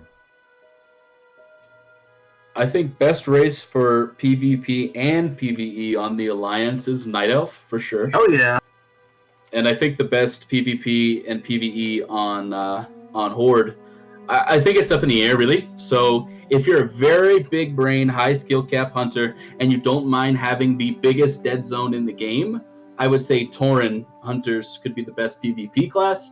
Obviously, orcs, if you don't want to constantly buy model changing consumables, orcs are definitely the best PvP class in the game, or PvP race in the game. If you're looking at just from a PvE standpoint, just go troll. Having that choice is pretty solid too. Yeah. I love that there's now sort of a reason to play Tauren. I love it. Like, it's just cool. Classic just surprises you every month. So one thing I do want to point out to someone in the chat, because I've seen this asked a few times. Taurens have the biggest dead zone in the game. It's actually from about 11 yards out. So, like, don't expect to play a Tauren and not have a dead zone. Yeah. It's gonna be massive. It's gonna be. Also, if you're fighting a Tauren warrior, he may be able to hit you from like 15 yards away, which is pretty bullshit to be honest. But If you're in high rank 14, right? If you're in high rank 13, rank 14, and you're fighting members of your own faction, and you get across a Tauren warrior and you're a Tauren hunter, get ready to get ACOG scoped from halfway across. Can you imagine how cool that is? Dude, it like being the sniper of Azeroth and people trying to run away from a Tauren hunter, like how much of a bad time they're gonna have trying to run away from a Tauren hunter. Oh man. Well, if you're a druid, you might be able to, but other than that, And be like, how is he still hitting me, dude? I'm so far away. He's still concussive shotting me. It's just it's cool. All right, well let's move on to the next thing here. So leveling, guys. I mean, we don't have to spend too much time on this. People know it for the most part. Hunters are beasts at leveling, right? But some of the interesting things here on this component: noob mistakes to avoid while leveling. Does anybody have anything to come out? Newbie mistakes. People might be, you know, it might feel like you should do something a certain way, but in actuality, maybe you shouldn't. Anything come to mind at all? well, here's something. After you get a pet, you tend to just kind of zone out while you're leveling, but don't let that happen to you guys, because 1 to 10, if you keep playing like you're 1 to 10, even after you get a pet, you're going to be pulling ahead like crazy. Because once you get a pet, you can do so much more than just auto shot AFK. You can chain pull when certain things are low in HP. You pull the next thing, the thing dies along the way, the first thing. So just never lose that 1 to 10 spirit. Always use your movement properly. You have the potential as a hunter to constantly be moving towards where you want to go. You can kill stuff on the way to your destination for more XP.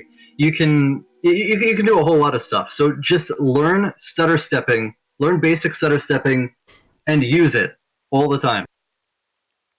Yeah, I think the biggest new mistake to avoid is going to probably be just engaging one target at a time.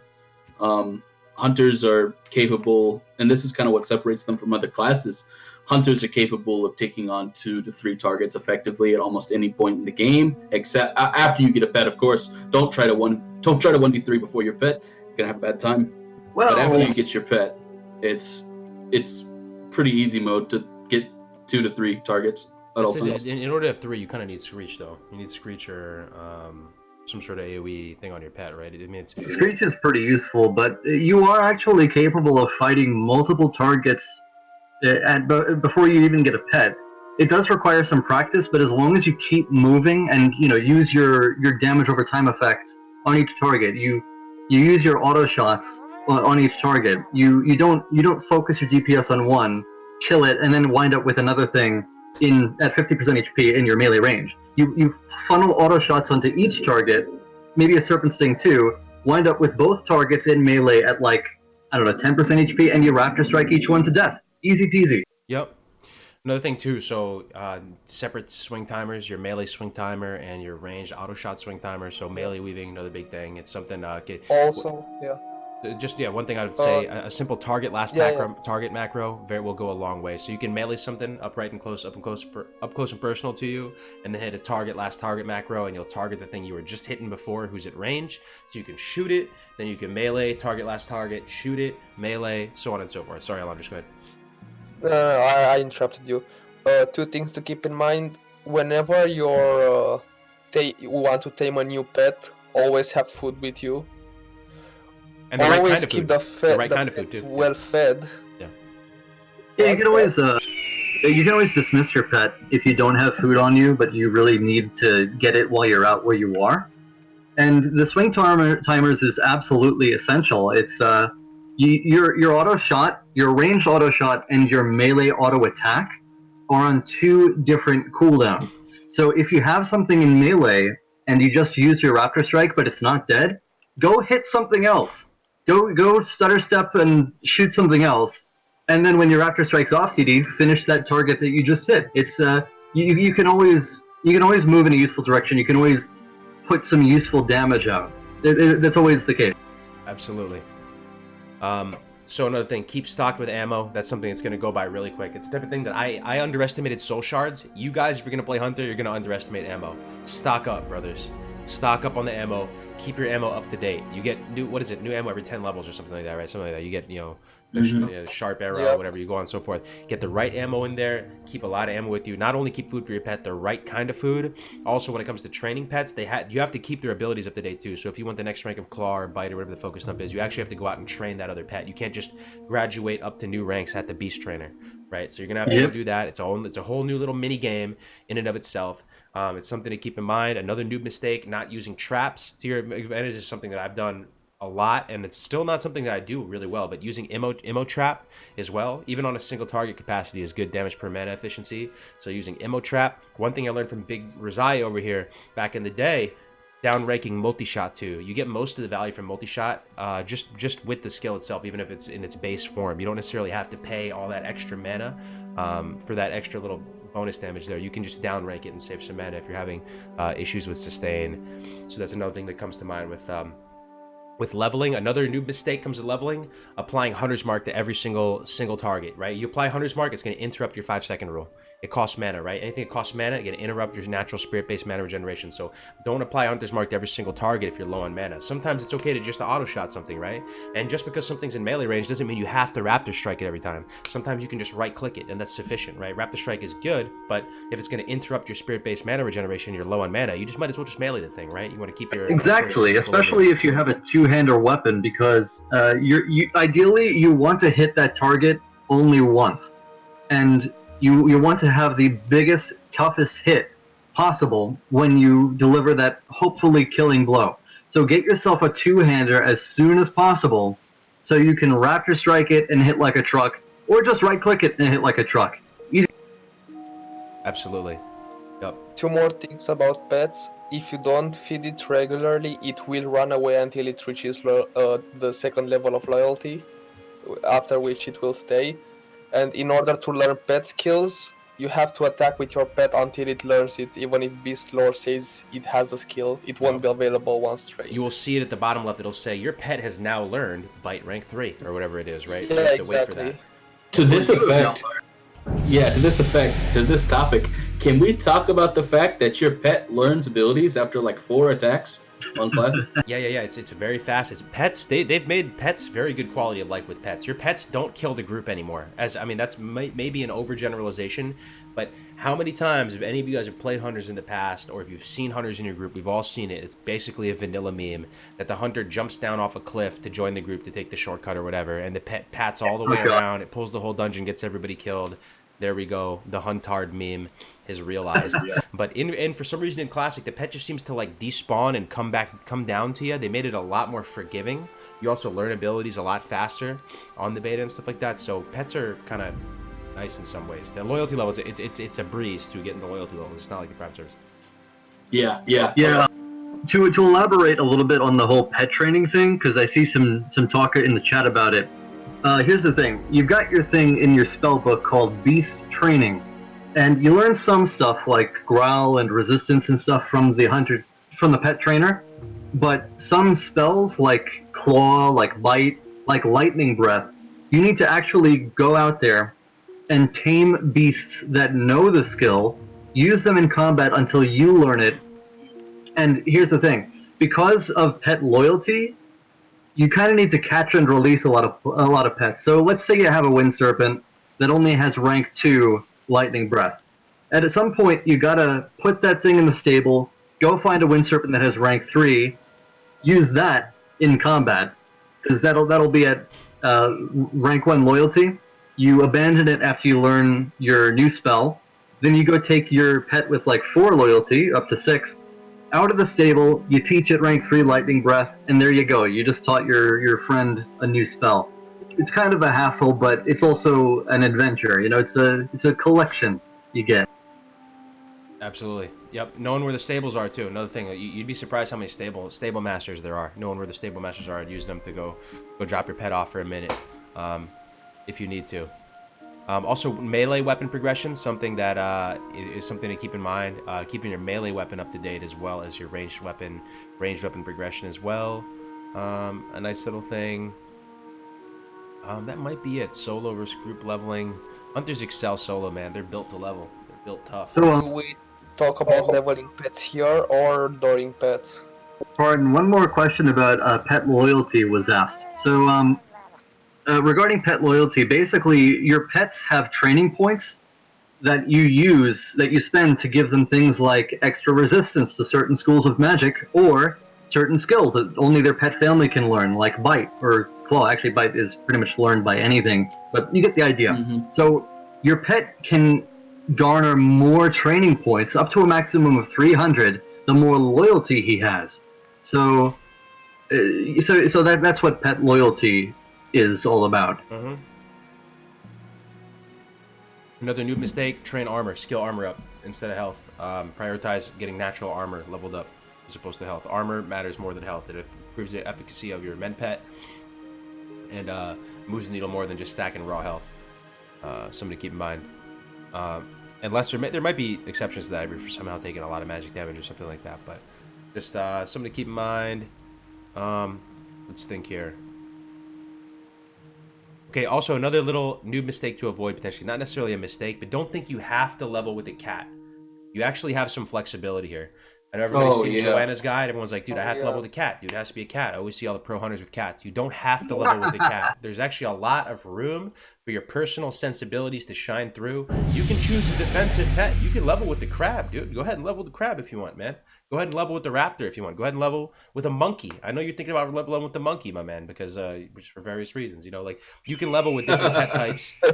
Yeah, there will be Thunderstomp in classic as well. So don't just think you have to level with the cat. Just be mindful of its focus dumps or what's going on with it. Be mindful of its modifiers to health, damage, and armor, right? And be sensitive to the fact if you're running with the cat with the crab and it doesn't have a huge amount of snap threat, and you know that you're going to generate. You know, be a little bit more considerate of that, but at the same time, there's some upside to that. Maybe he's not going to be taking that much damage because he's got 13% modifier to armor, you know? So, yeah, that's what I'm... Yeah. So, that actually does bring up another good point about leveling pets. Like, a lot of folks... There are a lot of opinions about what you should level with, and let me tell you guys, leveling with a pet with Screech is really, really useful. It's very efficient, because those pets with Screech, they can hold aggro, they can tank. Carrion birds are fantastic. They have Screech and Claw, and they are really tanky. So that's always a consideration. But the reason that I like to level with either a cat or a wind serpent is because hunters are kind of like overpowered on the way up to 60 anyway. You'll find that really fast. You'll be pulling great damage in dungeons. Your pet will be really tanky on its own. So you don't really have to worry about it dying because it's going to be really strong. Wind serpents are fantastic because, as we've said earlier, they have gap closers. You know, you can initialize on new targets faster than any other pet with a wind serpent. Cats, on the other hand, really benefit from lots of really standard buffs like Sunder Armor, Blessing of Might, anything like that. Even like scrolls of strength or agility. And that's what makes them really strong if you bring a lot of consumables in PvE. Wind Serpents, on the other hand, are much better in the late game, not only because they get their rank 6 Lightning Breath, like past ZG, but they also benefit from really late game buffs that you bring to the really high-end rating, like Nightfall or Thunder Fury, the Thunder Fury debuff that reduces nature resistance, that kind of thing. So Cat's better early, Wind Serpent's better later. It's that kind of thing. But really, you can level with a Wind Serpent in Phase 1. It's a lot of fun, I think. But just be prepared to swap to a cat at 60, or whatever it is that you plan to do. Maybe a wolf, who knows. Absolutely. Yeah, I've always applied, so I've always had like the same list. Pretty much every private server I've ever played on, I've kind of reapplied the list to Classic. Classic's broken up in phases. We know when certain pets are going to be released. So Phase 1 till Phase 3, and it's just a personal preference thing, I go with a cat, preferably a fast one, a wolf for raiding to help my melee just push the needle that much harder, and a gorilla because I like to AoE grind with them. And then for Phase 4 and onward, I actually like to go with a Wind Serpent so you can get the rank 6 Lightning Breath. And then I like to go with a bat. We're going to get the faster bat. And that's going to replace your PvP pet. Because bats, not only will it have a 1-second attack speed if you get the correct one, a Bloodseeker bat, it's also going to get you Screech. So, you know, you're reducing melee attack power in battlegrounds. And just the model of the bat, this is kind of a niche thing. I know you guys are like, what is this guy talking about? The model of the bat, if anyone's playing close to their camera, it just blocks up their entire camera. All they see is wings. I never heard it's that disgusting. Yeah, it's it's also kind of annoying to play with the bat though. It kind of like messes with your own gaming experience too sometimes though, because he's kind of like just a huge model. Like he's just like, damn, this dude's kind of annoying sometimes. But if you control the bat, yeah, they're the ones who are going to be really annoyed. Thank you for the Twitch Prime, Pally. Welcome to the stream, man. Thank you very much, brother. Okay, specializations, tips, and tricks. I think we're good here. Any last things with leveling? I don't think so. I think we got everything. Specializations. Well, there are some folks who, there are some folks I know who have said, "Hey, I want to level with MM or even Serve." I just got to emphasize, BM is undeniably the most efficient leveling up. But if you do want to roll MM, there are a few things we got to know. First, because BM buffs your pet, you don't really have to worry about any gear. You can just buff all your pet's damage and not really have to worry about updating your gear. But if you're rolling MM, if you want those aim shots to be really awesome, if you want your multi-shots to hit really hard, make sure you keep your ranged weapon at very least up to date. Pick up a Crystal Pine Singer if you can find it. Really fantastic crossbow at level 27. All that good stuff. Just be prepared to fall behind if you are not keeping your gear up to date. That's all. Otherwise, roll BM if you don't know what to do otherwise. Yep. I want to point out something someone said. I did not mention owls. I also didn't mention scorpids. Scorpids were the third pet in Phase 4. If you're rolling in a pre-made battleground, you might find yourself more often than not having a scorpid than any other pet in the game. And then akin to owls, I'm a horde player. I have access to a bat much easier. I don't really like owls, and I think that the attack speed buff, makes them better than owls in PvP. Yo, talk about the scorpion too. Yeah, you know what to say.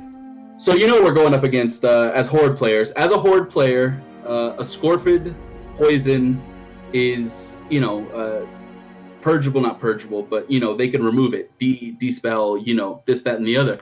Your scorpid poison can actually guard your Viper Sting or your Wyvern Sting, depending on what build you're going. Stacks, dude. It stacks too. So like each cleanse will remove only one stack of it, and you can protect your Viper Sting, your precious Viper Sting. It's true. Yep. I play a Scorpid more than any other pet in my pre-made battlegrounds. Other than that, I'm probably playing a Bloodseeker bet.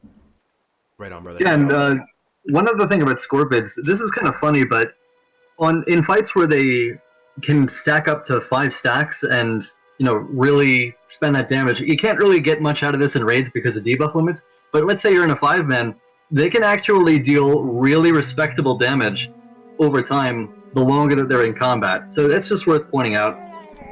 It's pretty cool about them. They're very fantastic for that. Something I'd say about the owls as a horde player, Alliance get access to owls much more easier because there are like level 8 owls in the Night-Elf starting zone. But as a horde player, the soonest you'll get an owl is, I think, Fellwood at like level 40, 45. Yeah. Sounds about right. That's why you might as well just use the Carrion Bird on the way up. Yeah, and same thing as Wind Serpents for Alliance, because Horde gets Wind Serpents from the Barrens and Wailing Caverns, while Alliance get them, I think, from Feralas at level 30, 35. Unless you make the trip down. And another point about Scorpids, actually. I know there are so many things to say about these unexpected, actually good pets. Not only can they do really fine at damage if the fight goes on for longer, but they're also actually pretty tanky, and they can learn Claw. So they're unexpectedly kind of useful. Respectable focus stomp, yeah. Yeah, they're very respectable. Absolutely. That's the first pet I tame. It's got rank 2 claw on it, and it has 2 focus stumps. You tame a Scorpion at 10 right on the dot, Venomtail Scorpion, 2 focus stumps is your first pet. It's actually pretty nutty. So yeah, love the Scorpions. Nice little armor modifier on it. As well. The main pain point, dude, as a hunter is keeping your pet alive, dude. So really prioritize your pet. Put buffs on your pet. I think that might have been Uriziah as the strat. Best thing you can carry on you as a hunter is a snowball. So if your people in your raid aren't buffing your pet, throw snowballs at them until they do. Keep your pet buffed up. Take armor scrolls and whatever scrolls you can find. Put them on your pet. Don't and your pet is like your pet is very, very important to keep alive and healthy. Sometimes it's gonna be better to just bandage your pet instead of mend pet, because mend pet is gonna interrupt your 5-second rule again, your spirit-based mana regeneration. So just keep that in mind. Compare how much your bandage ticks are doing versus your mend pet. Do the very simple napkin math. Figure it out that way. That's pretty much it, man.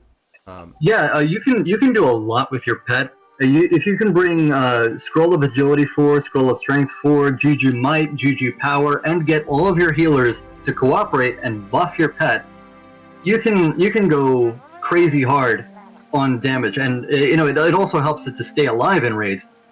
Madness, regarding your question about why armor is better on the pet than HP, it's better for leveling because your pet's going to be taking a lot of direct damage from other enemy physical attacks.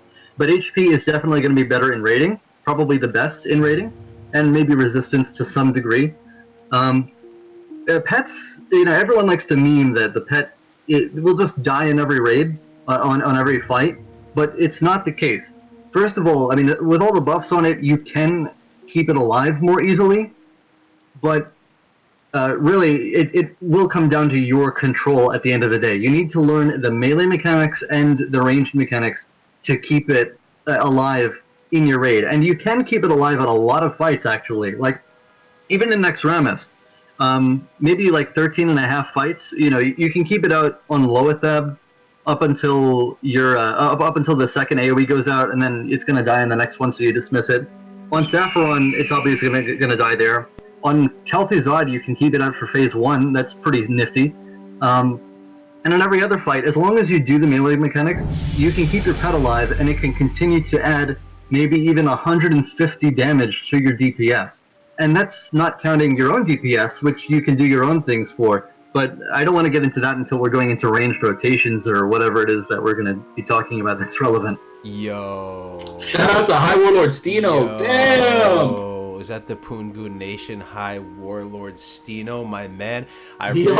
We were this close to rolling with you on Thalnos, my man. I wish you nothing but the utmost success, all the rank 14 gear, dude.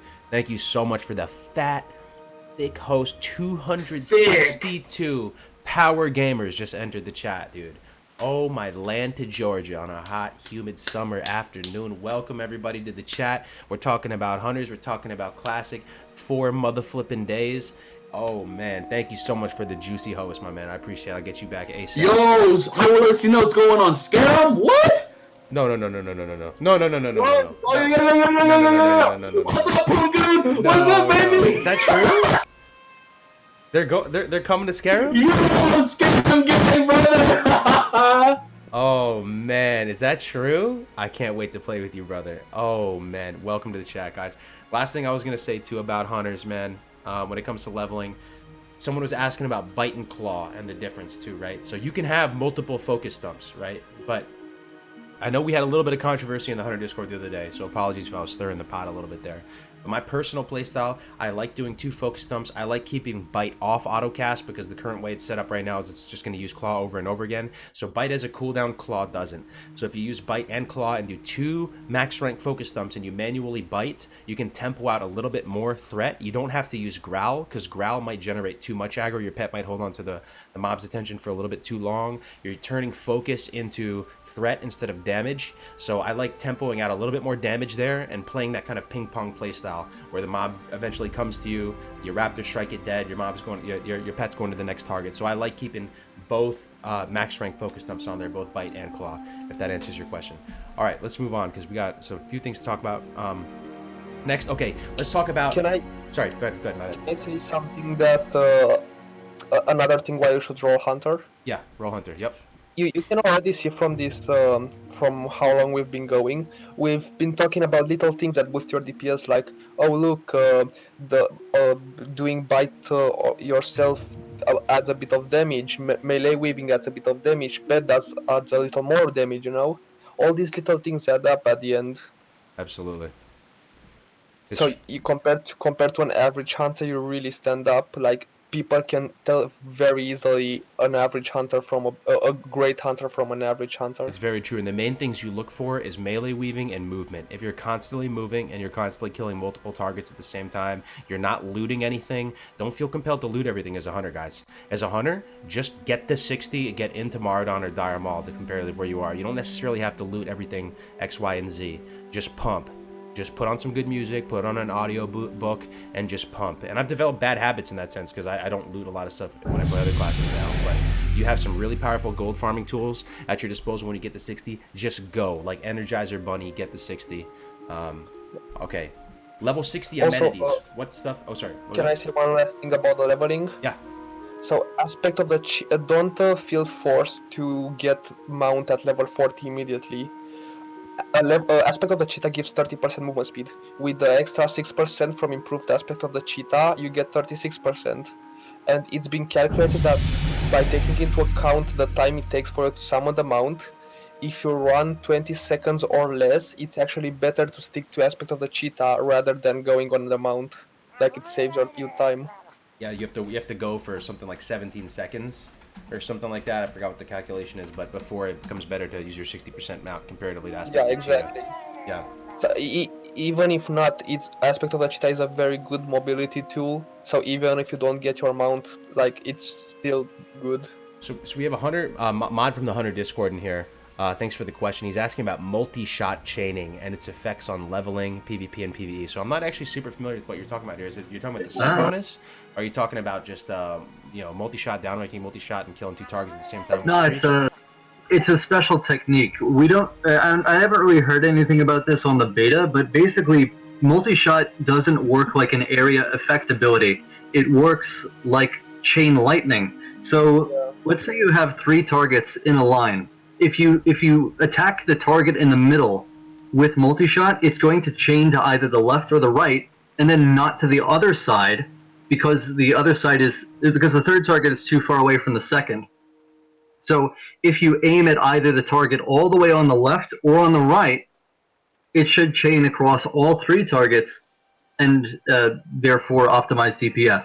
I'm not entirely sure we'll be able to aim multi-shot this reliably come official classic.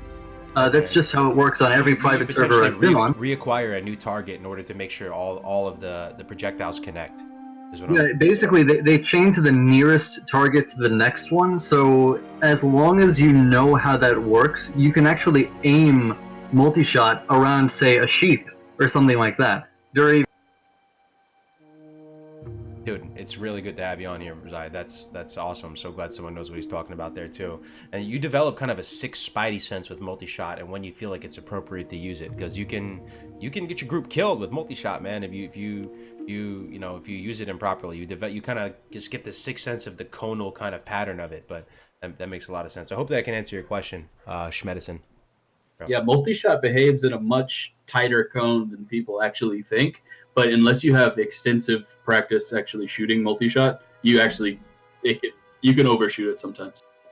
Yep, absolutely. So let's talk about level 60 amenities for a hunter. What kind of stuff as a hunter? What are your go-to strats as your hunter? These are kind of I kind of have them listed here. I mean, we could talk about these in particular, or if there's other ones that come to mind. I learned about these, by the way, from Razaya. It's so cool, dude. Kumbaya, Circle of Life. I'm talking with the guy who taught me these things right now on this call. Feels good, man. Razaya, what do you have to say about this stuff, man? Dire Maul, Maraudon, how do you anything else come to mind? Well, Dire Maul, I've got this tutorial out for Dire Maul North, and it hypothetically is still farmable. You see, on Kronos we could just kite the king around, but in official classic we can expect Dire Maul North to be a little bit more difficult because the king is expected to have summon player, but it may still be possible to farm Dire Maul tribute if you bring a Wind Serpent and zap the king to death from range by kiting with the Wind Serpent. Why? Because summon player should not work on a pet. So if that does not work, or if failing that, we still have Maraudon, and there are a few ways to do Maraudon runs. You could do the standard inner runs, teleport to inner, and kill Tinker, Princess, Croc. But you could also expand it a little bit. You could pick up Herbalism and run through Purple, killing Meshlock, through Celebris, Tinker, Princess Croc, picking up Ghost Mushrooms along the way. Now, earlier on in Vanilla, we can expect that vendoring the blues from Maraudon bosses can be more valuable, but if you pick up the Ghost Mushrooms, they can be expected to be much more valuable later on in Vanilla. Not to mention, you can also pick up Black Lotus in the world if you have Herbalism, which can afford you all the goods that you need for, say, engineering. Although Alchemy can also be expected to be very valuable. I see. I'm not so sure about solo dungeon runs, or I mean, sure you can. Let's talk about Dire Maul though. So Dire Maul though, what do you guys think of the chat too? Dire Maul, unless Blizzard messes with it, we're gonna be able to do tribute runs, right? I mean, the private servers were one thing, but I mean, you think Blizzard's gonna mess with our ability to do Dire Maul tribute runs? You think they're gonna do changes? Because that was a change the private servers implemented, right? The fact that they made it so they nerfed the farm effectively. Actually, I believe that was implemented back in official Vanilla. Like they added Summon Player to the King to make it harder for the hunters to farm. So that's why we're expecting. Okay, so you're expecting no Dire Maul tribute runs potentially. Potentially. Okay. Hypothetically, it's still possible if we can still kite with the Wind Serpent, but if not, we always have Maraudon to fall back on, and it can actually be a pretty effective. I think Maraudon Princess runs, by the way, guys, I'm just throwing it out there. Phase 1, I'm going to be doing them on a Warlock. I think it's the best gold farming method. I think, you know, a lot of stuff is going to be devalued in the world with all the layers and everything, all this stuff dropping and stuff. So here's my dilemma as a Warlock. Do I go out there, do I farm 5-6 Fellcloth an hour in Ajara, in Fellwood by myself, by my lonesome? Or do I just go pump in Maraudon and do 5 an hour with my Warlock core and summon each other back as a team, come back there and just earn raw gold, and then use that gold to buy the said Fellcloth on the auction house? I think Maraudon Princess runs Phase 1. Is there a better farm Phase 1 than Maraudon Princess runs? Probably not. Other than Dire Maul Tribute, I wouldn't... No Phase 1 though. That's Phase 2. Dire Maul Phase 2. Oh, yeah, so Maraudon, there you go. I think that's it, man. You have access to the strongest farm, Phase 1, and I think you even do better than Warlocks. Warlocks are pretty sweet, though. You know how on Hunter, you have to go back to Nigel's point and vendor everything? On a Warlock, you can just summon yourself back, as long as you have other people there who kind of like, you align the runs with them, you know, and then you... Yeah. You're already going to have to align the runs because you can't just slash camp out right now, so you need someone to help reset it for you and stuff, so you're already going to have to kind of do that. So, I don't know. That's really good. The Princess runs is great. Dire Maul, we'll see what happens there. Level 60 amenities. Kiting. The reason why I put that there is another video I remember for you, man. Legendary video. Is just showing the basics of kiting. You can kite. So here's how kiting works. You guys know what leashing is on mobs in the world. Basically, depending on your level, you have between 11 and 16 second window to hit the mob again in some capacity before it deleashes. So depending on your level, right? So I think it's probably 16 if you're at max level, right? So as long as you keep hitting it, it's going to keep following you no matter what. And as a hunter, that allows you to kite crazy stuff, man. Maybe you have something to say about that, Rosiah, because I remember you did a video about that. If you've got a world boss that you want to bring to the city so that everyone else can kill it for you and you can get the loot, I guess that's always a possibility. I love bringing Teremus, this world boss in Blasted Lands, up to Stormwind. Very, very fun. He knocks people around, kills some lobies, but eventually he's probably going to die, and you can get some sweet Draenithus there, which is, well, it's pretty sweet. So I guess that is a consideration. Really, stutter stepping is the key to a lot of combat, but if you do want to bring something somewhere, kiting is a lot of fun. You can do it as a hunter. That's basically it. And could we all agree, not to put words in anyone's mouth, but can we all agree that the number one thing that's going to make you a better hunter is having an auto shot timer?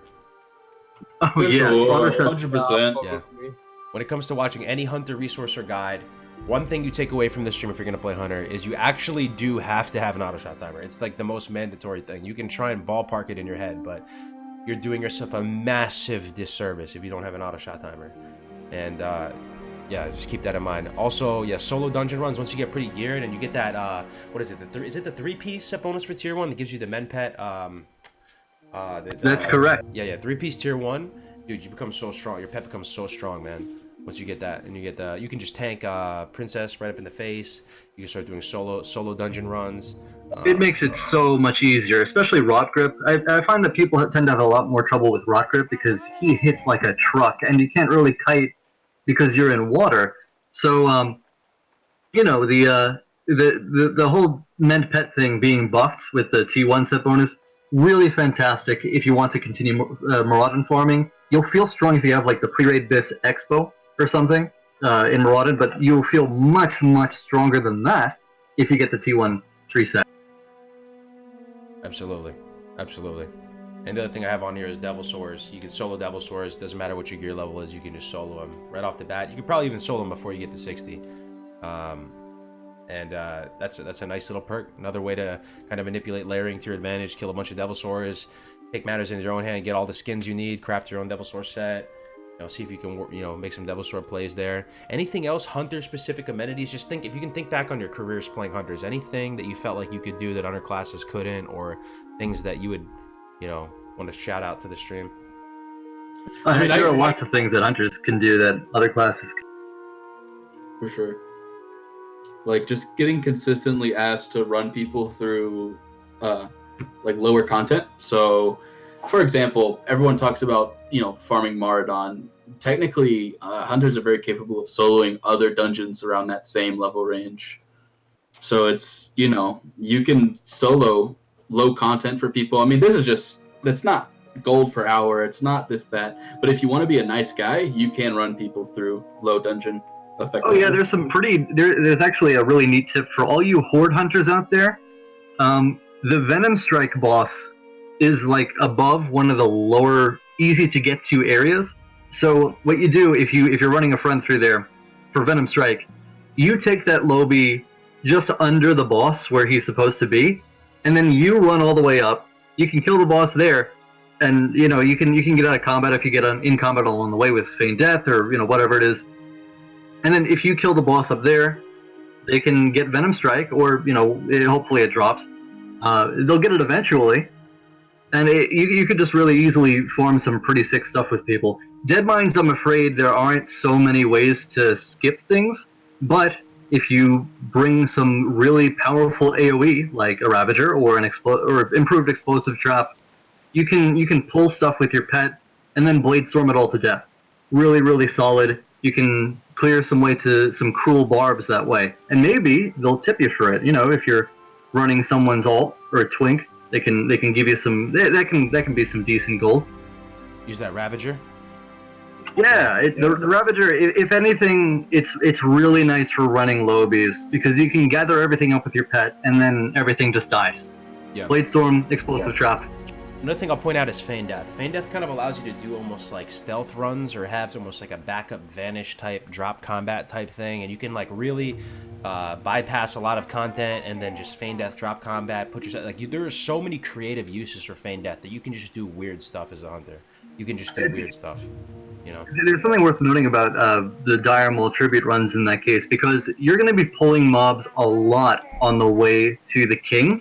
So either you get lucky with Feign Deaths, and you still need to get lucky even with the improved Feign Death talents, or you can go to Mara, where you don't really need to worry about Feign Death as long as you evade everything properly, which is entirely possible. Okay. All right, let's move on past this. Level 60 a minute. If anything else comes to mind... Oh, sorry, you have something, Blinders? My bad. Yeah, another perk of being able to solo dungeons, I'd say, as an enchanter, you can disenchant anything, even if you just learn the profession, like if you have 1 out of 75 skill. So if you run a lot of dungeons, you can disenchant a lot of the gear you get, and get shards which you can sell on the auction house. Very true. Oh yeah, actually that does bring up one more thing about Feign Death. Your raids might wipe a bit in later dungeons unless you're with a really experienced guild.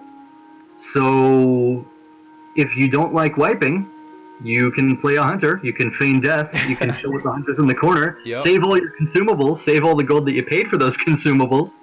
It's very nifty. Yo, super nice. You know that thing they've been saying with all the young Zoomers are saying these are the TFW, that feel when you feign death and resuscitate your healer with XL cables, dude. God, yes. That's a good feeling. God, that's a good feeling. One's in the chat if you ever experienced that, if you ever did that in your life. That's a hell of a feeling. The XL cables they have the increased chance to resuscitate someone, to basically res them. So you can make a power play as a hunter if your group wipes. You feign death and you actually are able to save the group. Dude, you feel like a hero, man. You feel like a hero class. That's just a lot of really cool interactions with hunters and engineering in general, pretty much. But Engineering is fantastic. I love it. it is. It's really cool. All right, so phases 1 through 6, I put the slide in here: quality of life, itemization, tier sets, professions, MC and Oni performance, PvP performance, farming. Lots of things just to think about as the phases. As a gross generalization, you're going to be pretty well positioned in phase 1 and very strong. And I think in MC and Oni, you're going to be very competitive in MC and Oni. And I also think you don't need a lot of gear. You're not super gear dependent as a hunter, so you can be fine in PvP. And I just think, in the early phases, you are very, very strong. And does anything come to mind? Just think about the phases, guys, as a hunter. What comes to mind? Anything that stick out? Like, You're pretty strong phase 1. I mean, you're up in the competition for one of the best DPSs in Molten Core. yeah. You're also competing for some of the most competitive pre-raid BIS slots, and you don't feel like you have that much leverage. You're kind of in the same boat as rogues. Like, you're trying to get True Strikes, you're trying to get Mask of the Unforgiven, you're trying to get that Baron Cloak, and once you get to 60, I've had this feel personally many times. You get to 60 before everybody, right? You do a bunch of Maradon runs, you do Princess runs, you get your mount in like one day, and you're like, man, I'm on top of the world. And then you see these other people, as finally the Warriors and the Priests get to 60, and then they have their little cliques and dungeon groups, and they start doing dungeons, and you're like, hey man, can I join? I'm a hunter. And they're not like foaming at the mouth to get you a slot in there. Like, you have to be aggressive about trying to find those groups, you know what I mean? So you are competing for some of the most competitive pre-raid BIS, and it's the type of thing where I would encourage you to make friends with a healer or a tank and try and start groups yourself, and then low-key design the group so that you have a pretty good shot of getting what you need. Yeah, I think a lot of people always get really confused. Like, people think hunters drop off a lot sooner than they do. You reach your peak at phase 4, and then phase 5 and 6 gets a little rougher because the phase 5 set from Encourage, it has like spell power all over it, and you don't really understand why. But that's fine, because phase 4 is glory days for hunters for sure. So just another comment on like a certain phase I can think of where hunters are going to be very strong. Yep. Okay. I don't want to talk too much, but I do have some comments about late phase hunters, if anyone's... We're all interested. Sign me up. Well, didn't Thick Meta want to say something else? About spell power hunters? No. Arcane shot 1.4k crits. I've seen it before. It actually does happen, but you do need to get some serious spell power gear. That trinket we were talking about from Zolgorov. Zandalarian Hero Charm.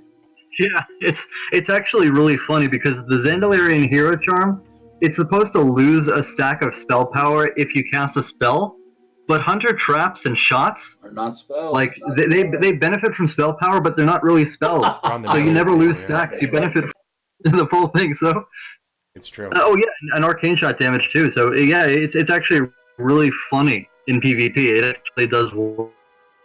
To answer your question in Sorry, go ahead. Yeah, answer the question. I think we're going to answer the same question. chat, am I still here? You're breaking up a little bit. I'm breaking up You just are a little bit. interrupting. Yeah, it's okay. You'll probably There we come back go. in a second. Okay, I think I just had some. Still breaking up a little bit. Let me answer one question here. Someone's asking, do I need full pre-bis to do princess runs? You can do princess runs as any spec. You could You know what you're doing. BM, marksman, survival. It doesn't really matter. It's a little bit tougher if you're not BM. I'm not gonna lie. You gotta be a little bit more careful. Be a little bit more considerate with the pet and everything like that. But you can do it. You can do it at any gear level, really any spec. It just becomes a little bit tighter with other specs. BM is gonna be definitely the cleanest, but you can go in there, marks, and do it for sure, no doubt. So Also, yes, spell power increases arcane shot damage. Another question in the chat. Okay, and serpent sting. so Yeah. so about the late phase hunters. And traps, actually, I think. Okay, I think we can hear you now. Oh, yeah. Yeah, I think we're good. Okay, that's good. Yeah, something must be going on with the internet. Anyway, so about late phase hunters, the phase 4 idea with the tier 2 and the T1, it's absolutely true. We really get some major power boosts that way, because our BIS is mostly based around set bonuses. You know, aside from pre-raid BIS, T2.5 and T3, we need the set bonuses from tier 1 and tier 2. Now, you can actually interact between these two set bonuses very effectively. For instance, let's say you've got 3 hunters in your raid. One of these hunters, let's say all these hunters have full T1 from farming Molten Core, and one of these hunters gets full T2 in Blackwing Lair. You have that one T2 hunter applying the Expose Weakness debuff to the boss, and then your T1 hunters benefit from the 8 set bonus on T1 that boosts multi-shot. So you're getting the 450 attack power bonus from tier 2 and the set bonus from tier 1, increasing your multi-shot damage by 15%. This is what makes T1 better than T2, assuming you have a T1 hunter or a T2 hunter or 2 in the raid. But that's not all. Not only can you stack the benefits like that, but you can actually sync up your burst to get maximum uptime on the T2 8-set bonus. Because if the T1 hunters and the T2 hunter pop their rapid fire at the same time, you wind up with maximum uptime on the 8-set bonus of T2, and therefore all the damage that the T1 hunters are putting out with their rapid fire is amplified that much more. But even further than that, when the time comes for AQ and Naxxramas, that's when you get the really hard-hitting, awesome active trinkets that you want to use to boost your DPS like crazy. Do anything you can to negotiate with the melee for things like Jam Gabar and Badge of the Swarm Guard, because we can make such great use out of it. I got 2 of my hunters a Badge of the Swarm Guard, and I got Jam Gabar. Chiral, my second T3 hunter, got Earthstrike, and then we had our T2 hunter Zadlol, who stuck with passive trinkets. And going into Ankiraj and Naxxramas, you can have your T2 hunter, or rather your T3 hunters, pop their burst trinkets. Like Badge of the Swarm Guard has a 30-second duration. So you start that up, then let's say you get to 20 seconds left, and then you pop, everyone pops their rapid fire, everyone pops Earth Strike or Jam Gabar, and 750 attack power from the T2 8 set bonus, 650 attack Gabar at the very end, the armor reduction debuff from Badge of the Swarm Guard, which results in crazy high DPS, especially with world buffs. So it's absolutely nuts. The sorts of you can do with other hunters to actually pull ahead of it. I'll tell you one aspect about hunters too. How you can you kind of have like a brotherhood on your hunter core. You're kind of empowering each other, wearing different sets and making exactly. It's cool. As long as you're in a guild with a whole bunch of hunters who are really, you know, they're in this together. There's a camaraderie between all of you. Your guild will work best when all the hunters work together. So, what was I just talking about? Just the late game trinkets and how hyper they perform and getting them and working together, wearing different tier sets. That's right. Yep. Pardon me. So on Grobulus one time in Naxxramas, we didn't have any world buffs because they're disabled over here. And I only had like an elixir of the mongoose on me, so I forgot to put up Juju Might. I forgot to eat grilled squid, so I only had mongoose. But all the bursts stacking on top of each other, I had like 900 DPS with only elixir of the mongoose. So you can do some crazy. That's crazy. Man. That's insane. If you optimize the hunter sets and bonuses with each other, you can pull ahead of even the mages. Don't let anyone tell you that hunters will fall off at the end, because it's not true. It's not true. Yeah, you just need to try harder. That's. I shared some pretty big brain screenshots in the Discord the other day, and everyone was like, "What? I had no idea hunters could actually pull DPS." Yeah. Yep. Thanks for the 250 bits, by the way, Ginsu. I appreciate it, man. Thank you very much. That's actually one of the big bonuses of being a hunter at 60, because no one really expects you to do much. You know, they might be okay if you're just a casual, doing your own thing. But if you do become the MVP, everyone will recognize you for it. You know, it's really fantastic when you stand out as a hunter, you represent your guild, you make them happy, you kill the bosses, you get the fat loot, and you be awesome and all that stuff. Absolutely, man. All right. Well, we kind of talked a little bit about it already, but moving on to the next section. Let's see. Rating as a hunter, PvP. Can I say something real quick? Yeah, absolutely. Absolutely. So when I was talking about berserking before, someone in the Hunter Discord chat reminded me, you know how it says in the toolbar that it increases up to 30% attack speed?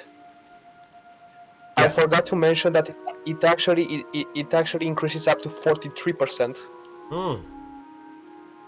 Dude, I that's completely insane. forgot to talk about that. Up to 43% with berserking. Yeah. Chad, isn't that nutty? nuts. Chad, how nutty is that? 43% attack speed bonus? Crazy, dude. Cheese and rice, dude. That's incredible. Also, does a war stomp range not increase? Like when I was talking about using the, savory delights to shrink your model as a Tauren, then click it off to use war stomp and then use it again. That's a valid strategy, right? Yeah, yes. Yeah. Absolutely. So one more thing, just about the whole bursting thing. So since most of our real big development stages come with full sets, your hunter core may be the sort that is upset that they're not getting the right pieces, or they may be willing to sacrifice. But at the end of the day, everyone benefits when one hunter gets that full T2 set. Everyone benefits when they get that full T1 set. So just make sure that all the hunters in your guild are on board with this set bonus thing, because as long as you work together like this, if you can look past the loot and get to the bonuses, then you can grow close as a team and make it through thick and thin as a guild, as a hunter core, even when your guild is feeling a little bit under the weather. So I don't know if my hunter core is ever going to be making it through thin. We're all pretty thick, but at least we'll be making it through thick together. That's good, man. That's good. Hey, so I got some pretty big brain hunters in the audience. Definitely want to know about professions. The thing about professions is there's obvious choices, right? So leatherworking and skinning, and then there's not so obvious choices like mining and engineering, herbalism and disenchanting. Or I call it disenchanting because that's all I ever use it for. But herbalism and enchanting is a pretty big deal. If you're doing like a bunch of like Mardon farming, you want to disenchant the items that you get, because often in a fresh server, the enchanting mats sell for more than the raw gold. I've had the opposite experience, man. On fresh, I don't know. It could be the case. Yeah, same. Yeah. Usually you just want to vendor them, but it depends. It depends. You're gonna have to feel it out on your economy. We're gonna go into this whole new economy, a whole new meta of I don't know what this economy is gonna look like. This post-layering economy, when we have all these different cross-layer auction. That's what I'm houses and scared everything of like for that. sure. We're gonna see what happens. My hunch though is the best bet is just to go in there and vendor stuff and take that raw gold and make power plays with that raw gold. And like I said earlier, like that's what my hunch is as a warlock. I feel like it's going to be more effective to sit there in Mardon and do 5 an hour and vendor all that and get that raw gold than to go out there and try and farm that fell cloth, 5, 6 an hour or something like that. So let's spend 5 minutes, and then we'll move on to the last big section, which is PvP as a hunter. On raiding as a hunter, let's talk about noob mistakes to avoid, and anything that comes to mind, like just juicy little tips you could recommend to people that are going to raid as a hunter. I have some stuff that comes to mind, but we'll open it up. All right, I'll jump in. Noob mistakes to avoid as a hunter. Noob mistakes to avoid. Yeah, using your debuff. Growl in dungeons. Oh yeah. Oh, use growl in dungeons. That's something for sure. Make sure you keep growl off autocast in general. I'd say don't serpent sting shit though in raids. Like don't use serpent sting. Yeah. Unless it's authorized. Like if you Serpent Sting stuff and knock debuffs off, dude, it's kind of a meme, man. When you see that Serpent Sting come up there. Let's see other mistakes to avoid as a hunter. Don't have keep your pet on passive at all times. Try to keep them on passive and be mindful of your pet. And if you're gonna be like skipping packs as a hunter and you have your pet out, dismiss that thing, dude. Dismiss it, dude. Get rid of it, dude. Don't even chance it. It's not worth it. Not even if you think it's a slight chance at all that your pet might aggro something as you walk by, dude. Just dismiss it, man. Dude, nothing is more embarrassing when you get your raid killed because you freaking pulled with your pet, dude. My pet can't stop ass bullying trash. Yep. Let's see. Anything else, guys? New mistakes to avoid. Visualize yourself doing the rotation in there. What stuff should people not do? It's pretty hard with the whole like clipping your Don't auto use shots. Multi-shot if don't use multi-shot if it's gonna accidentally pull another pack of mobs. Good point. Like if Yep. it's gonna chain to them. Good point. Another one, train the right resistances on your pet, and don't just have your pet on auto attack on the boss at all times. Be mindful of your pet. Sometimes you have to keep the pet by you and bring it in at the right time and get value from it. Don't just like ignore your pet and send it in and that's it. Also use your pet though. Sometimes I'll dead ass see hunters in there not even attempting to use their pet. It kind of blows my mind. You guys ever saw that? Like they don't even have a wolf or something. Like they just have an actual damage dealing pet and they just keep I see it all the time because they just think it's a meme and it's not going to have any impact. Use your pet, man. Always talk about. I think pretty much anybody who doesn't use their pet is missing out, and this is every phase. I'm not talking about different phases from one another. Anybody who doesn't use their pet effectively is missing about 10% DPS. Yeah, I mean potentially more in the early stages too. I mean more in the early stages. Yeah. Okay. Have we talked about Quiver? I heard you say quiver. You're breaking up a little bit. Well, let's give it a second, Rosiah. You might come back. Sometimes it goes in waves, a little lag spikes. All right, so rating as hunter. If we think of anything with rating as hunter, or if the chat can think of anything about the guards rating as hunter, put it in the chat. Let's move on to a juicy section. PvP as a hunter. Everybody loves PvP as a hunter. You're lagging out, man. Yeah, Like, still- He's dying, bro. Someone help him. Give it a minute, dude. Go get a Diet Coke, go get a water, go get a beer, and it should stabilize. That's Someone help him. That's my big brain solution right there. Usually you just give the internet a second to settle, and then it usually fixes itself. All right, let's go to PvP as a hunter, solo world PvP, dueling, pre-made battlegrounds, group world, world PvP as a group. Solo world PvP, dude, you're a monster as a hunter. You're an absolute monster, man. Especially if you get that, if you start the fight on someone and you open up, and when people see that hunter's mark over their head, they know it's gonna be a bad time, man. They know. You see the dreaded hunter's mark over, you get that concussive shot on you. You're like, oh no, here we go again, boys. Like time, it's rough. If you get opened on as a hunter, you can still kind of recover, too. I just think when you have the whole world at your disposal, man, you're very strong. Dueling, hunters are very strong. Pre-made battlegrounds, they are utilized in a pre-made battleground, oftentimes midfield to help control the flow of combat or on defense. Viper Sting, amazing tool in PvP as well. Strong class just in PvP overall. You have any initial thoughts? Free auction potions are very strong for hunters. Absolutely, free action Faps. potions, Faps. Yeah. Yep. So you can use the Skull of Impending Doom to break CC since that damages you. Absolutely. The Viper Sting is a big win condition versus you kind of have an attrition win condition as a hunter versus a lot of classes.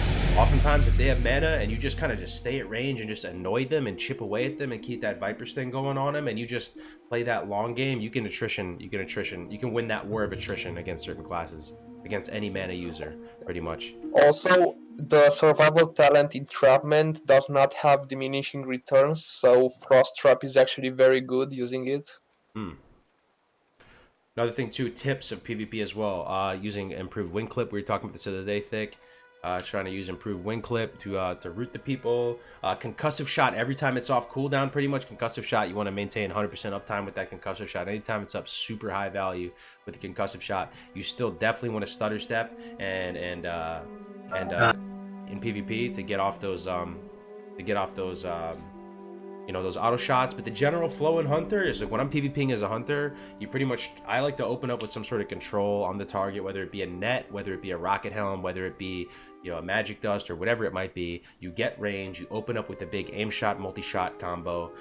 Then you can trap them. You can immediately scatter into a trap at that point, or just try and create distance with each other. Be sure not to put on a serpent sting or something like that if you're going to put a trap. Like you came up with a really good point earlier, Thick. You can remove that damage over time by using Scorpion Sting, though, right? If you want to go for that trap. Hey, it seems I'm back. Is he back? Let's see. Try Yeah, it. I think so. Yeah, sounds good to me. Great. So actually it would be an aim shot, auto shot, multi-shot, auto shot combo because auto shots between everything. Absolutely. Just saying. Yep, absolutely. Big damage. But I was saying that we haven't really discussed full auto versus clipped auto cycles yet. Yeah, we did. No, we haven't yet. Yeah, we haven't. Maybe you can give us a rundown. Sure. So the idea behind clipped auto versus full auto weapons is in a clipped auto rotation, you clip your auto shot by starting your aim shot as soon as it's off cooldown. So every time your aim shot comes off cooldown, you use it, even if your auto shot has a little bit of the cooldown already gone. And in a full auto cycle, what you do is you wait for your next auto shot to fly out before you cast your next aim shot. And the way to determine this is usually through weapon speed. So something like Roque Dalar would be a clipped auto weapon. You'd start your aim shot as soon as it's off cooldown, and that would be the best DPS rotation. For a full auto weapon like Ashray Thul, you wait until your next auto shot goes out before you start your next aim shot, even if your aim shot comes off cooldown. Either way, you're clipping something, probably, but one way or the other, you get better DPS. There you go. Very succinctly way to explain it. So basically on a weapon-to-weapon basis, you're going to have to determine whether or not you're going to let your auto shot finish before you use an ability, or if you're going to clip into that auto shot, that next auto shot, and use the ability instantly. So Isn't there like an attack speed limit? Like I knew it was between 2.2 and 2.8, and above 3.2 it was full, and otherwise it's clipped. I don't know. I mean, potentially. All I know is in practice, right? Either way, you're going to be using the full version of your damage rotation cycle for most of the weapons you actually use in actuality. If you're progressing in a perfect world, right? You use Roque Dalar clip, then you move into Ashray full, and you can use Nerubian Slave Maker full. There is that one bow you were talking about, Thick. That as an AQ. Was it an AQ bow, the super fast one? You're saying that it mats out it's pretty strong. Yeah. So a lot of people are often very confused about why would I, because of damage normalization is going to be in classic because of the patch that we're in. And if you know anything about how aim shot scales with weapon speed, every bow scales at 2.8 attack speed. So if you're using a really fast weapon, rest in peace your ammunition, you're still hitting pretty hard with your aim shots.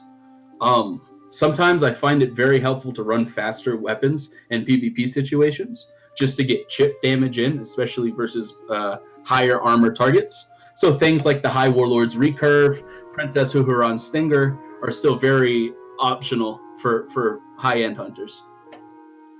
Okay. Good to know. All right, so let's move on to duels. A lot of people love... Can I go a bit to back to PvP for a second? Yes, absolutely, yes. So a few things to mention. There is this strategy of speccing into entrapment and clever traps, and then using a free action potion of FAP, and then you can circle kite around the trap while they're getting held. Oh, interesting. Yeah. Also, you can use a few items. There is the medicine pouch from Forbolgs, which is pretty useful. And love that item. Yeah, and there's the spider belt for more immunity to movement speed effects. Absolutely love the Frobog Medicine Pouch. Such a good item. I'm going to get that phase 1 as fast as possible. Both PvE and PvP. Just a solid item to use on a Warlock, man. Just so good, dude. 1k healing over 10 seconds. Oh, so good. So good. Yeah, I know. Okay. So talking about, itemization, PvP, BIS, group world PvP. I mean, honestly, dude, you're just strong as a hunter, man, in PvP. You feel confident in PvP. Kind of a high skill cap class, I'd say. But, you know. So about the whole like pre-made battlegrounds thing and like PvP in general, a lot of people are very curious about everything they've heard about traps, whether it's true or not. What about this whole heartbeat system people are talking about? Are traps viable in PvP? There are certain sweet spots that as an alliance hunter or a horde hunter, you can place a trap and guarantee someone can't move over it unless they're charging at you. Basically, you want to put your traps obviously on top of flags is a good spot. But if you're putting it in choke points like banana, so the banana is the outside of your flag room and it connects to your roof, or if you're putting them in the connector, which is the above level of the flag room from the outside to the inside, there's no way someone can move over those trap points without getting trapped. Okay. Alterac Valley is also like a really nice thing for hunters because Alterac Valley relies very much on range, and since you're the class with the biggest range, you can just throw Viper Stings away like it's no one's business. Like, it's really nice. Frost You can trapping stay 40 there people for- feels good, man. What? Slowing 40 people on the bridge, dude. Exactly. Love You to see also that. can buy arrows from there if you run out, which I think are 16 DPS, the ice arrows. Dude, let's You be have honest, some- dude. Hunters are kings of AV, dude. Hunters so much Yeah. fun in AV. You have really good gear like Don Julio's band. Your quiver comes from there, the 15% attack speed one. Hunters are insane, dude. In Yeah. AV, it's so much fun to play as Hunter. You can just find yourself a little nook, a little cranny, dude, and you can just pump some serious damage using the traps, just doing big combos on people, just eliminating clothies, just tab, Viper Sting, Viper Sting, Viper Sting, Viper Sting, Viper Sting. So much impact. Oh, You can also stop entire raids by yourself on the bridge just with the frost trap and entrapment. Okay, let's move on to this last segment here. We're going to talk about duel matchups. People love talking about duels, man. You want to know how to handle yourself when you're out in the open world. If you are a hunter versus any one of these classes, we can talk about it. Hunter versus warrior. Hikmeta, how do you feel about hunter versus warrior? Just kite them all day. Yeah. Really, just kite them all day. It's probably the easiest matchup in the game. For warrior, so. 15 yard range. Okay, let's play this Well, out. as a horde hunter, I'm not. Yeah. I mean, like, I'm not worried about Taurens. I'm just not gonna duel Taurens. Simple as that. But Trying to think about how this plays out. I mean, you could rocket helm them, they berserker rage out of the rocket helm. At that point, you could scatter into a trap, get range, pop your trinkies, pop your rapid fire, open up with an aim shot, auto shot, multi-shot, auto shot on them. You can go right into intimidation off the back end of that, try and get some distance, keeping concussive shot, trying to go for the stun. He's going to intercept you. It's kind of a different world also if they get the charge up on you too, man. If they get that charge into hamstring before the fight engages. I don't know. What do you guys think of Rizai Lunges? How do you feel about hunter versus warrior? Thing is, Well, you can pretty much kite them all day, but sometimes they are pretty armored. I find, we do have physical damage a lot of the time, so if you do have some extra buffs to your magic damage, like clever traps for your immolation trap, or some kind of spell power trinket like the Xandelarian Hero Charm, it can actually be pretty neat against warriors or other armored units. Yeah. Do you guys use your pet on a warrior? You send your pet Oh, out? most definitely. Oh my gosh, wind serpents on warriors. It's hilarious. Oh, wind serpent, yeah. Wind serpent the dodge. thing is, if the warrior charges, that frost trap, or a freezing trap, pulses. if the warrior charges right between the pulses, he can effectively just charge through your trap and not even activate it, which is pretty Oh, we bullshit saw some sometimes. gifs of that. Yeah, we saw some gifs of that in the Discord. That was funny. Yeah. Yeah, they can kind of. Yeah, it wasn't funny from the hunter's perspective, let me tell you that.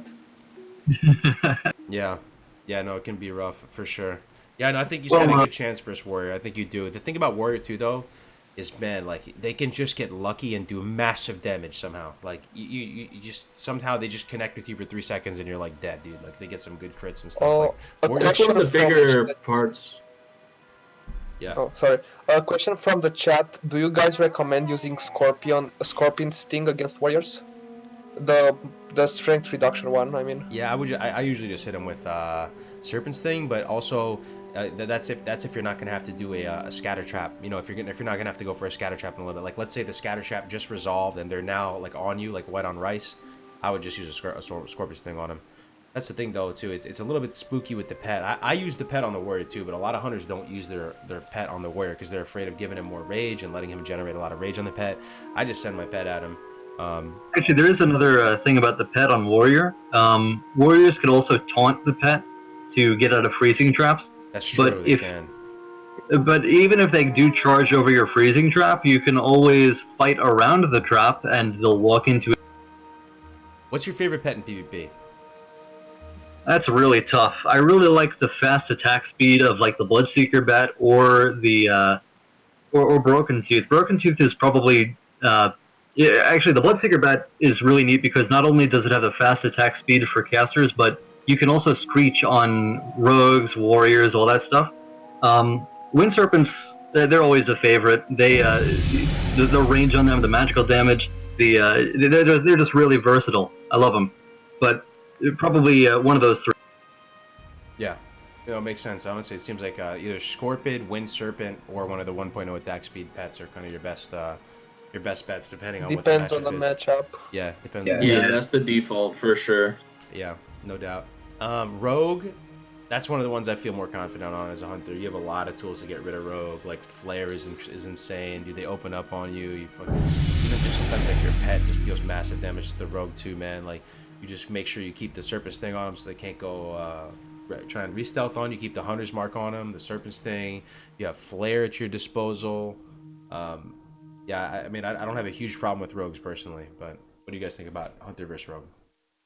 It's another one of those matchups where I think it's really based off skill because obviously rogues do a lot of damage and hunters wear male gear, right? So hunters are taking less damage proportionally to other leather wearers and like cloth wearers.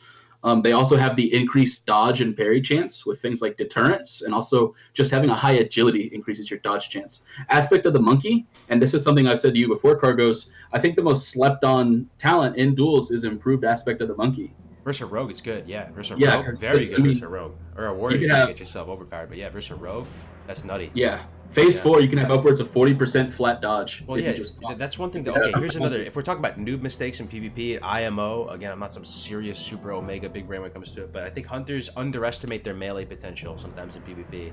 If a rogue closes that distance and they have that slow poison on you and stuff, like, make sure you're using Raptor Strike on cooldown. Make sure you're spamming Wind Clip and just throwing grenades on top of yourself and just trying to man up on the rogue. And oftentimes you can just outvalue him with your pet chewing at him. You know what I mean? And you're hitting your Raptor Strike, Wind Clip, all that, grenades, everything that you have available to you. Don't sleep on your melee damage. It's definitely a factor. So. Yeah. Just a note about hunters in PvP. We're actually really solid at zoning, and like we can zone off a place with frost trap, flares, all that good stuff. But back onto the actual subject here, rogues and hunters. I have to agree with Thick that it's all based on skill, because hunters do have a lot of tools that can take care of rogues, but rogues also have a lot of tools to outplay hunters. You can outplay either way, and I mean, heck, even if you have freezing traps and flares down, what if that rogue has a frost reflector, walks right through the flare, trips the trap on purpose, and freezes you? I've had it happen to me before. It's not cool. Feels bad. But that's the thing, you can't even see it coming because they are revealed in the flare all of a sudden, and they have the frost reflector popped, and there's nothing you can do to stop them from walking into that trap and getting you. Yep.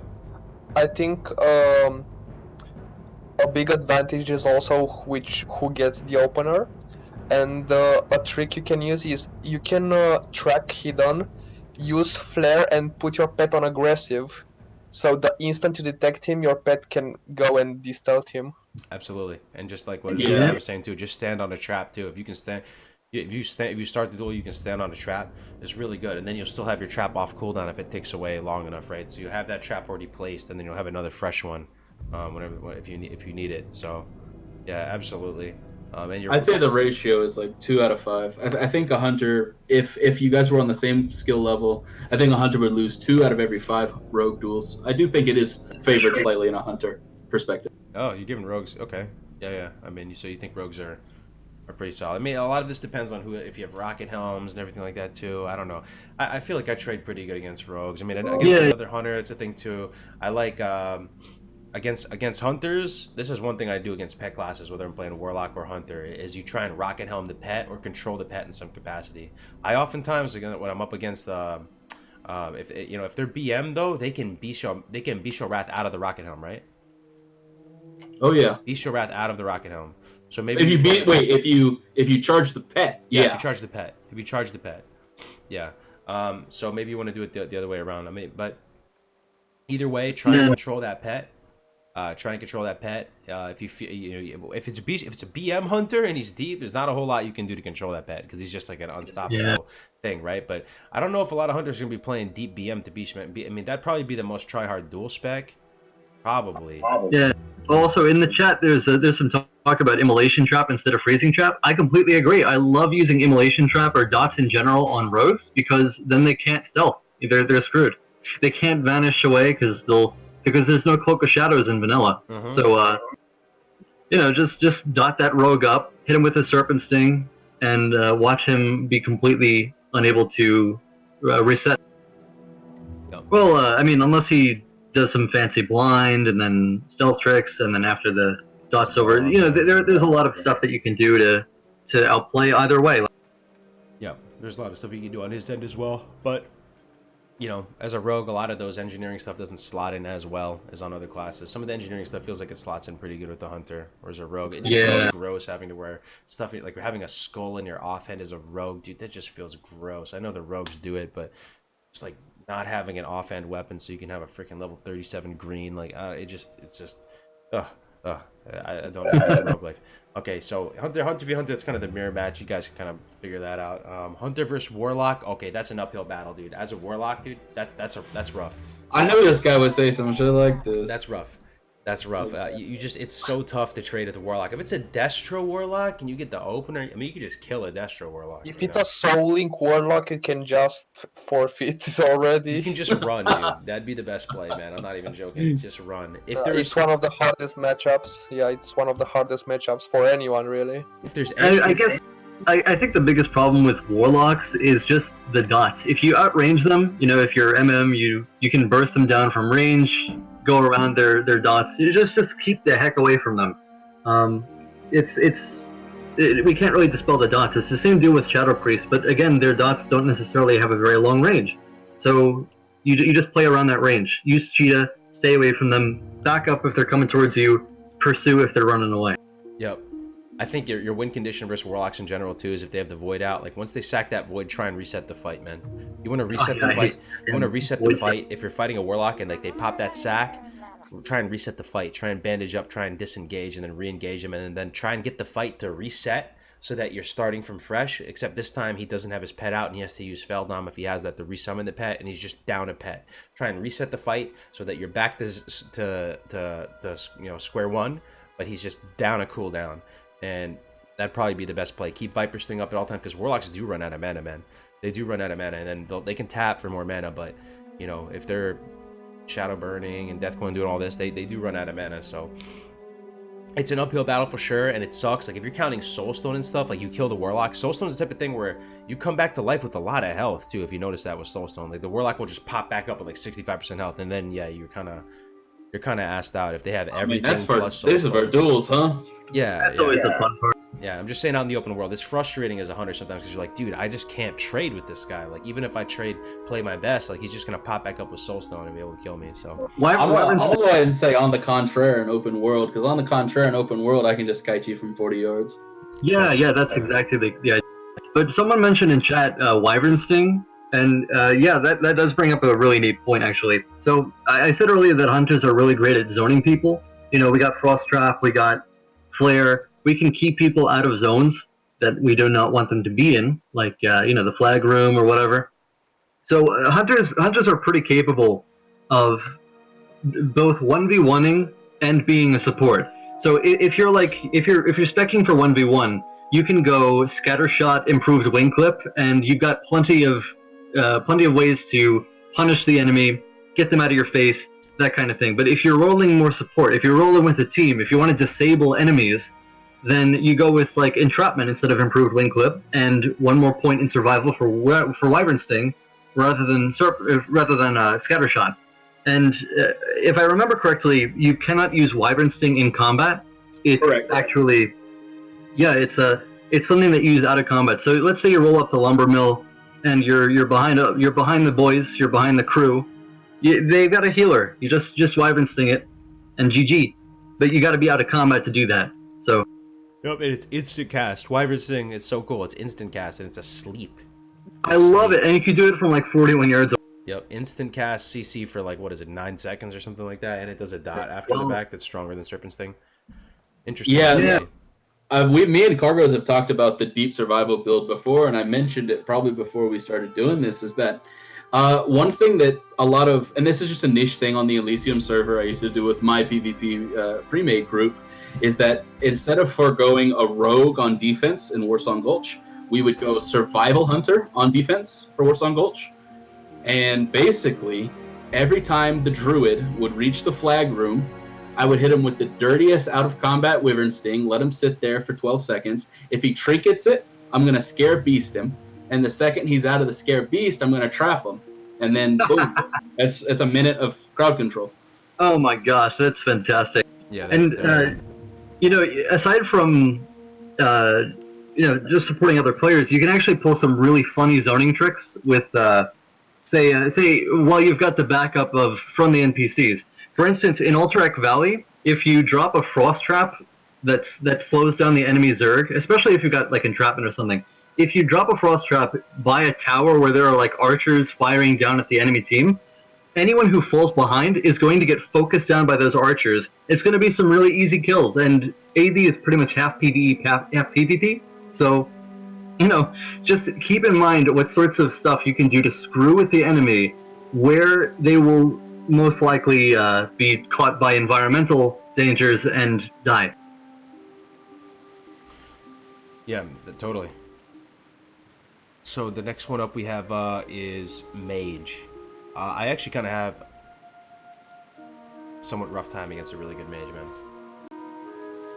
I think this one depends on what class you are. What do you mean, hunter versus mage, or what race you mean? Or... Yeah, but what race you are? Pardon me for saying class. Yeah. I think a Tauren hunter can easily outskill a mage because of melee leeway manipulation. Yeah, a mage that knows how to work your dead zone and can like use blink properly to get right up in that dead zone, and then just use lots of instants, arcane explosion. He just arcane explosioning all the time. He's just Kona colding you. I mean, he's just Nova Kona cold, arcane explosion, working that dead zone. It can be kind of rough, man. Like, I mean, if you're up against just like lower skill level mages, you'll just pop them though. Like they'll just die. Like, but you play like a real big brain mage with all the engineering gadgets and stuff, and they just use instants and they work your dead zone. It's pretty, I have a hard time with them, man, as a hunter. Yeah, In my experience, you have to wait for the blink. You just scattershot their blink, and hopefully that your scattershot doesn't spell batch before their frost nova hits you. Yeah. Yeah, punish the blink. Punish the aggressive blink with a scattershot or whatever it is you've got, and then make some distance. Really, as long as you. When you if they ice block your combo and then they instantly cold snap, your two big bursts, like where you go for that big aim shot, multi shot, gets nullified. You know what I'm saying?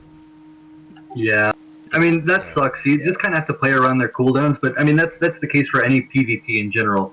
But really, if you're up against a a really well-armed mage, full mana, full HP, no disadvantage there, just stay at range and Viper Sting. You outrange them, they can't really do anything about it. I mean, they can blink in because their blink CD is shorter than your scatter shot, so if you do punish a blink, make sure you make some serious distance because they can blink in and screw with you. There's a suggestion in the chat too. Fake cast aim shot. That's a really good tip. Fake casting. You could. But if they're really pro, they can kind of wait for it until it be too late. Because then if you fake cast it, honestly, pro mages, even with Soulfire, when you're winding up some big things, the pro mages they're not gonna block right away. They're gonna wait until that projectile is coming for them. You know what I mean? They wait till the point of no return. So it can be kind of rough too. If you open up on a mage and you get the Viper's thing and you get a really advantageous opening on them, they're just gonna try and run away or try and get a poly and run away. So you have to stay max range, but you also have to be able to catch them once they blink. So having a skull or having a nifty stopwatch or a swiftness potion to be able to just chase them down after they blink and hit them with the concussive is important as well. Mages. Yeah. Indoors spider belt Rex mages. Cheetah is actually faster than Blink. Yep. You just have to feel it out. And then cheetah usage in duels, that's a thing, dude. That's not a meme. Honestly, knowing where you can just get a few seconds of cheetah value in before you switch out can make a really big difference to get to that untouchable range where you're so far and the pet's just chewing away at them. So the downside is if you get hit with cheetah, you're gonna get dazed, right? But it's just something that you just have to feel out as the duels go on. Sometimes you can, get the pet on him, throw your dots on him, your wyvern's thing, and then just cheetah for 3 seconds, and then just change to another aspect, just to get a little bit of. Or, actually, there's another noob mistake that I got to bring up. There are a lot of hunters who like to swap between aspects in a duel, and I mean, sure, sometimes you get the opportunity, but if you're playing with cheetah, sometimes you need the GCD, and sometimes you better just toggle it off. So if you just toggle cheetah off instead of switching to another aspect, you save that GCD, and you can't be you can't be dazed for it. So win-win. Yep. Okay, so mages can be kind of rough, but just want to keep in mind. Next one is priest.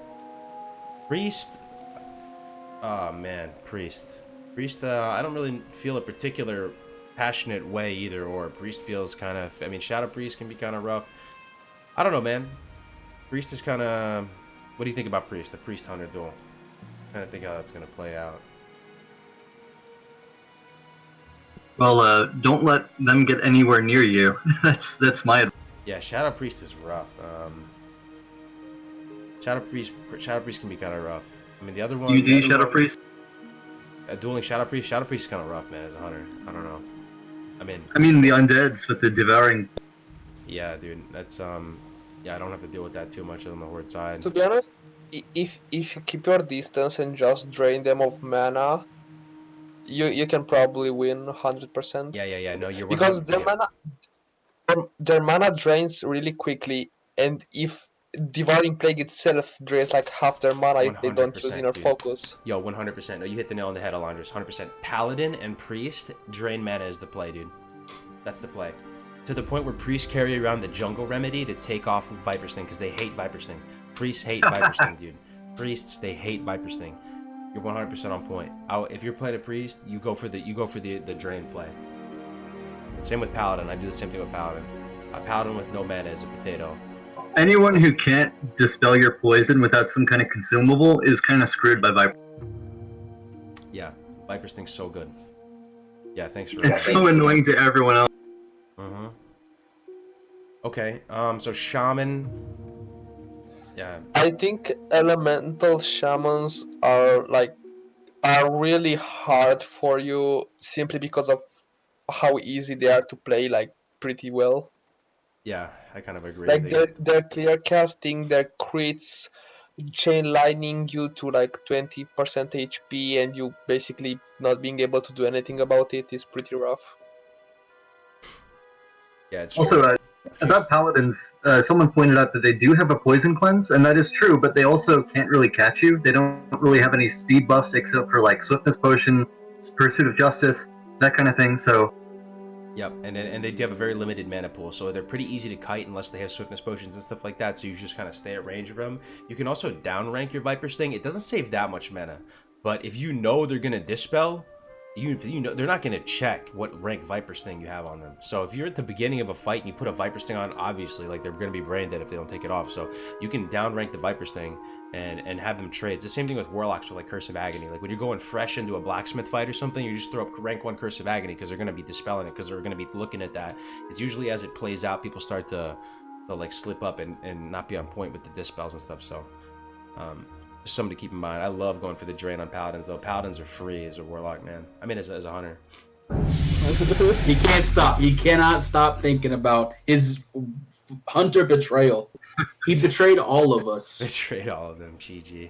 Those bad. Yeah, He's Shaman. a doomer at heart. He's a doomer. He's a doomer. Oh man, actions speak louder than words, right? I'm going Warlock. Jeez. Hunter's my first alt though for sure. Yeah, Shaman, man. Hell yeah. Yeah. Is that supposed to help us feel better? Maybe a little bit. Maybe a little bit.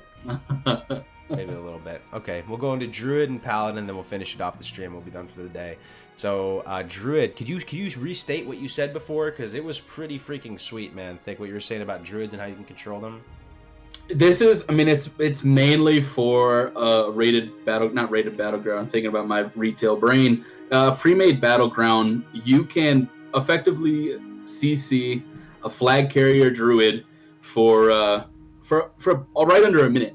If you scare Beast, Wyvern Sting, and trap them, they have to aggressively use their trinket to get out of one of those CC chains. So it's pretty insane. Server me?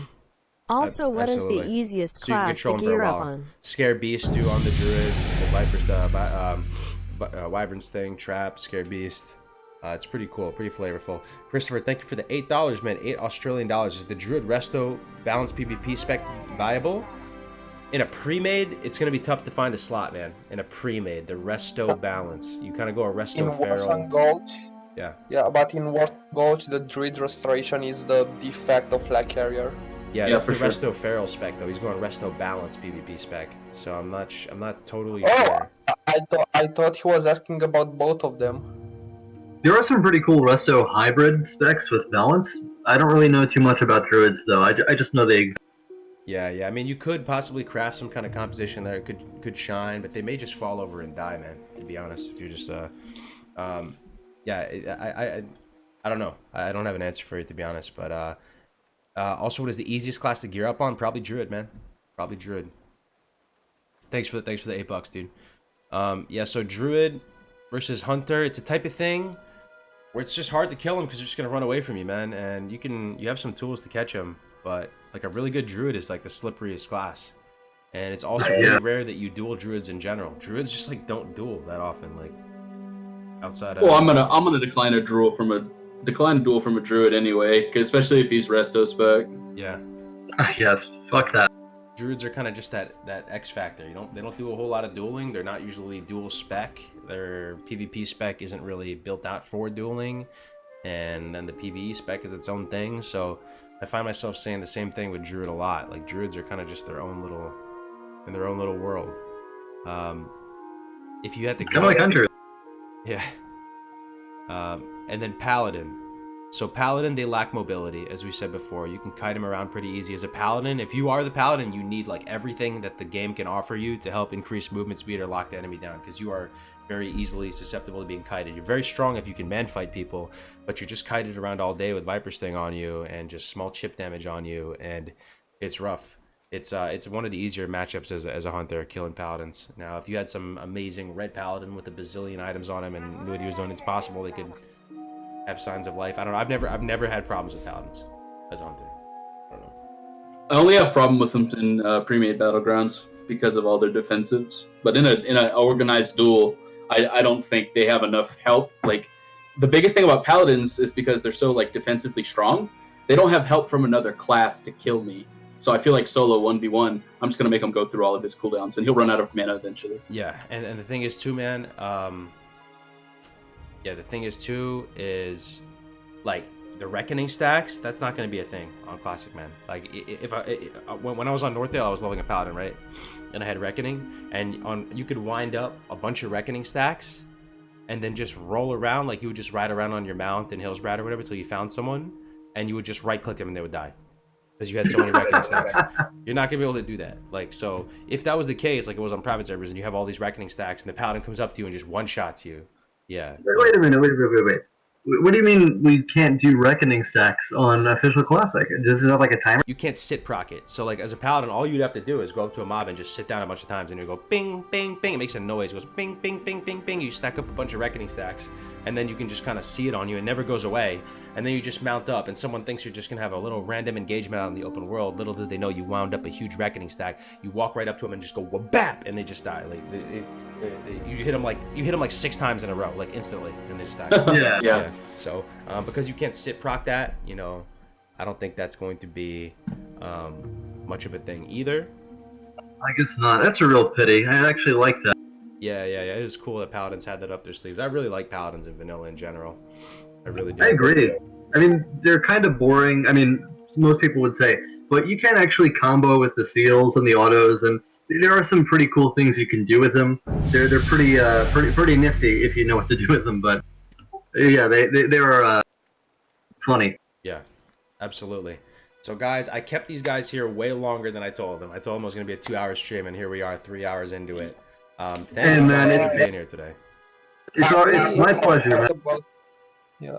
Yeah, if you guys in the chat right now watching the stream, if you guys could do me one really huge favor, and I'd prefer you guys do this than even donating to the stream or whatever you guys have been doing, make it worth these guys' times, and please follow them and then see if you don't like their content. You know what I mean? Later, it's in the description. Like, just give them a shot, follow them, subscribe to them, and if you don't like their content, you know, you can always unsub or unfollow or whatever it is. I'm trying to put it in the chat right now. Error. Oh, I can't even put links in my own chat. Jesus, man, I didn't know I was that scuffed of a streamer. I really appreciate the shout outs for sure. I don't have any content up on the YouTubes yet, but I have done a stream before. There'll be plenty of time streaming after Classic comes out, so I really appreciate it. No, absolutely. So, like, please, guys, Rizaya in particular, too. I mean, Thick Meta, I got much love for Thick Meta.